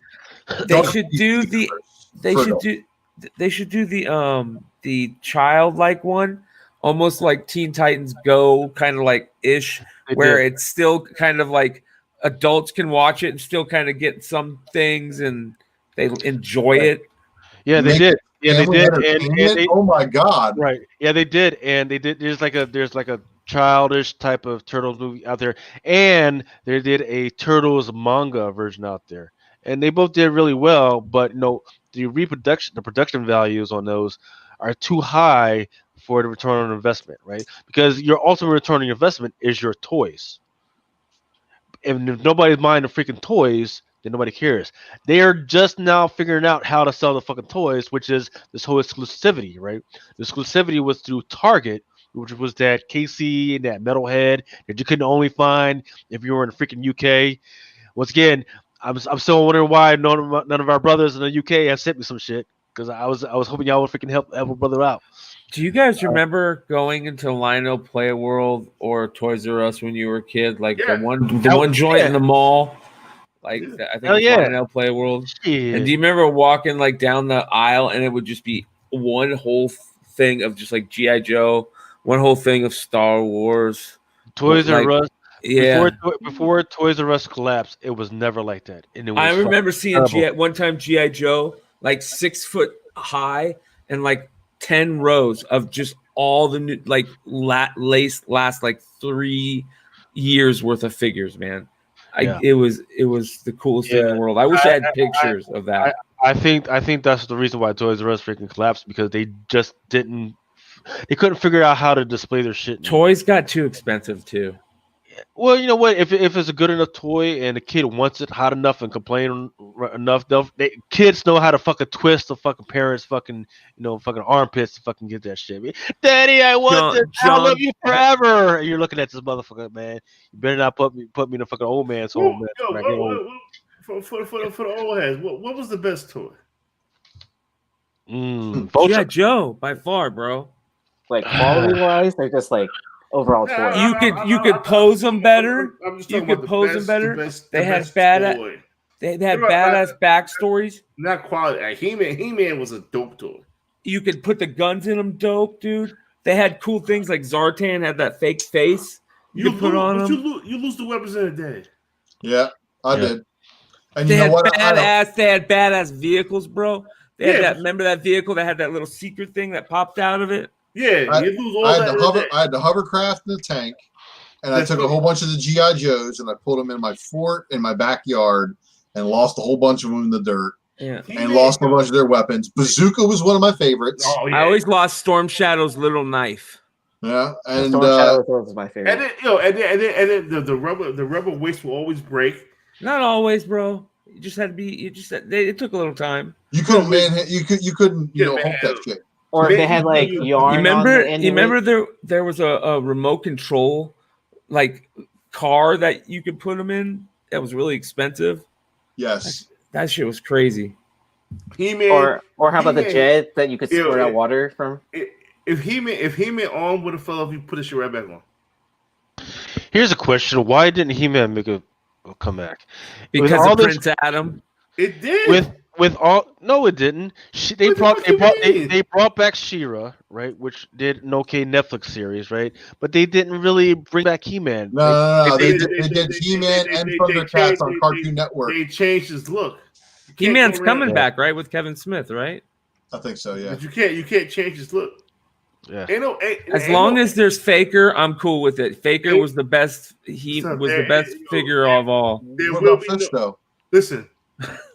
There's no young motherfucker that's gonna watch He-Man. Ain't no young nigga gonna watch He-Man. It's gonna be us watching He-Man. Yeah. If you don't have He-Man looking like the way He-Man look, ain't nobody gonna watch it. They gotta stop. They gotta stop marketing. Stop marketing to kids and market to adults. Period. Because we are the ones who give a fuck. Why not both? Yeah. You can't do both. Yeah, you can. No, you can't. Yeah, you can. You just got to walk that line. That one Power Rangers fan fiction movie that they did that was all dark, that shit was dope. Why was it dark? Because we're older and we fucking understand. I this shit. agree. I think they should go dark, man. Because we're older. Yeah, Yeah. that's what Bro, we want. your Hey, kids, hey. your kids will never give a fuck about what we give a fuck about. Yeah, GI Show should be super dark. Hey, let me do a quick run of the what the comments are saying. Hey, a bunch of people are saying that they still got Toys R Us in their freaking towns. Hey, do me a favor, go to the freaking Toys R Us and show me what their freaking aisles look like, man, because my shit was fucking dying. High voltage Mark says micronized were shit. Eugene Owens says his childhood was filled with any toys with firecrackers. Invite Ray said Star Wars toys were the final nails in Toys R Us coffin. They went all in on the last trilogy. I understand that. Nobody cares about this shit unless the shit is fucking exclusive. So good. Yep. Makes sense. Franco is asking that Ultra freaking check his IG, send an image mail V to show what I mean. Send me this shit, please. Yeah. Mike Palmer says Power Rangers caused a lot of issues for his mom back in the day. She couldn't find them or one per customer. And Rakis says after the Snake Eyes animation movie drops, how Mandalorian just brought back Star Wars. Yeah. True, because here's what happened with the child, right? It not only freaking brought back the Star Wars fans, and what's interesting is a lot of the Star Wars fans, they didn't give a fuck about the child. They thought the child was a distraction. It's Baby Yoda. However, what it did bring was people like my wife who didn't give a damn about Star Wars. All of a sudden, she's like, who the fuck is the child? Who the fuck is Yoda? She went actually back through all the other Star Wars to watch them so she could understand what the heck is going on. So that's the type of thing. And my wife is by no means a weeb or any of this other shit, right? A what? So a weeb. You don't know what a weeb is, man? No, bro. What's a weeb? It's a web internet freaking internet nerd he's into all this shit when it comes to freaking comic books and freaking manga and all this other shit. That's new. That's interesting. Interesting. Let's see. Scatcon says there was a cool looking manga He-Man. Mark Bernardin wrote Motu and writes Stephen King TV. Eugene says kids don't even watch cartoons nowadays. They watch the toy unboxing on YouTube. Yeah.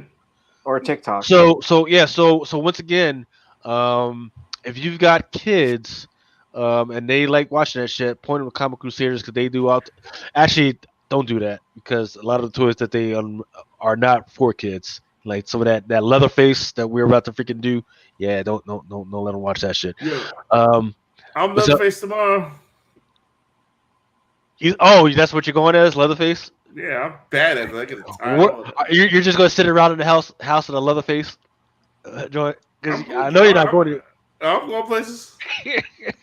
I'm not going nowhere, but except for maybe a truck or treat. That's all I'm fucking going to do. Let me tell you something. And to go back before we close out because I got to take my baby girl to the doctor tomorrow, and we're gonna hang up. And we continue this conversation next week or during the week because I'm off all week. Oh, this is hello. Yeah. So I'm coming right now. All right, thanks.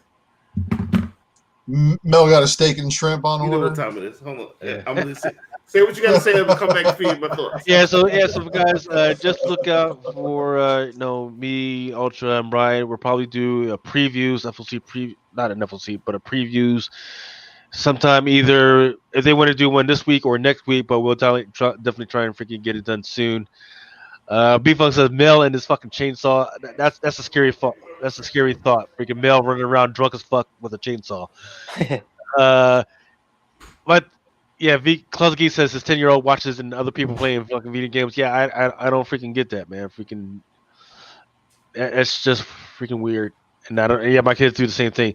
GIO had tons of vehicles. Mel giving trick or treaters bad spec comics in his Leatherface outfit.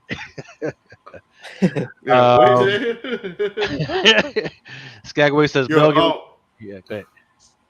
Now, excuse me. What I was saying was, our kids, the younger generation, our nieces and nephews, your kids, same age, they're not gonna give a fuck about the cartoons we watched in the fucking 80s. And like G-Force, I don't know, motherfuckers don't give a fuck about G-Force. They won't give a fuck about fucking He-Man. Hey, They gonna G-Force. make G-Force made a reappearance with Starling. Did you notice that? what? Starling from Miles Morales looks straight out of G-Force. Oh yeah, for sure. Right. For sure. So once again, I always advocate for looking 10 to 20 years down the line. Jerry Machola, who's one of our great pull box customers, he's always looking at and ordering shit from the Fortnite, right? Because that's one of the hottest Yeah. properties right now. So I'm always saying look at that. And none of them were really incentive variants. However, there was a one per store variant for, if I think it was like a Fortnite Black Captain Widow. America. Yeah, Fortnite Black Widow. That you can't Yeah. just fucking order. It had to be a one per store. So keep It an looks eye like out for that one. shit.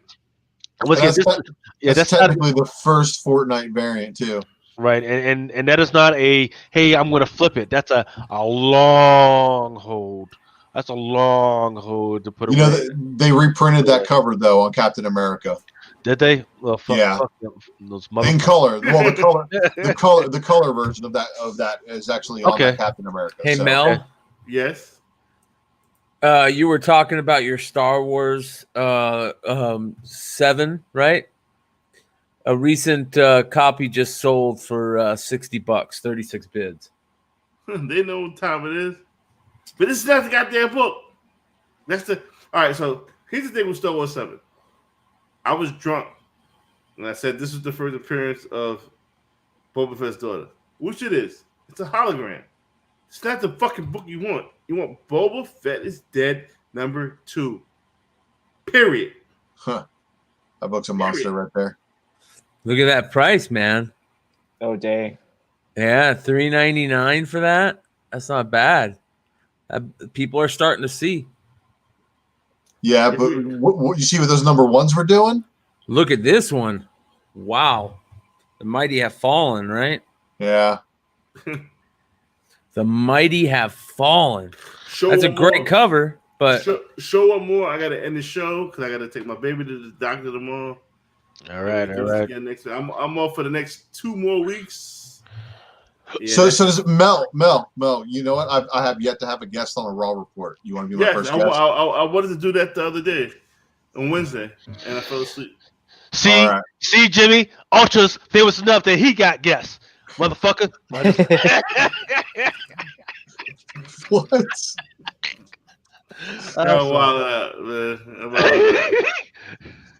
Listen. I'm getting out of here. I missed that inside joke, but okay. So thank you everybody for listening, and I love you guys. And Aaron is not going. Aaron is not tired. Aaron is not drunk. Aaron is the little robot from artificial intelligence. You are what the fucking name? Who was God damn it? What's up with little motherfucker that I can see dead people? What was his name? Similian? No, he's talking about the actor from AI. And, what the fuck Bruce is his Willis. name? Not Bruce Willis. The little kid. Yeah. So what the? Cause you killed my whole. Haley Joel Osment. Yeah, you are Haley Joel Osment of the comic world. Man, you are a robot who doesn't die. Well, thank you. Thank you for having me again. Hey, I appreciate you all, and you know what? If this was my worst spec matrix, they get nothing but better from here on out. And notice, I stayed away from a theme. I tried going to a character with some backstory and some first appearances and shit. And I saw the hate. I already got hate mail. I already knew what you were talking about. My brother loves that run. Like that's what got him back into comics collecting and stuff like that. So it's a good run, you know. Yeah. You made me realize how shit that character was. Deadpool will carry her, and Deadpool 3 should have her in it. And I bought that first appearance with them, Deadpool and Gabby. But as a character, she cannot run shit. She's a shit character. She was poorly written. She was shit. Thank you, Ultra, for letting me know that. Okay. Oh, hopefully your wallet's got a break and save up for next week. Hey, but if Mel said not to buy it, then everyone else should probably buy it. I bought first appearance of I bought the first appearance of the Dirty Badger and Ooh, 9.8 candidate? No. Nah. Yeah. So the 9.4 copy I buy has some color rub on the back. One tiny little color rub at the top back staple, and it's got one spine break that breaks color.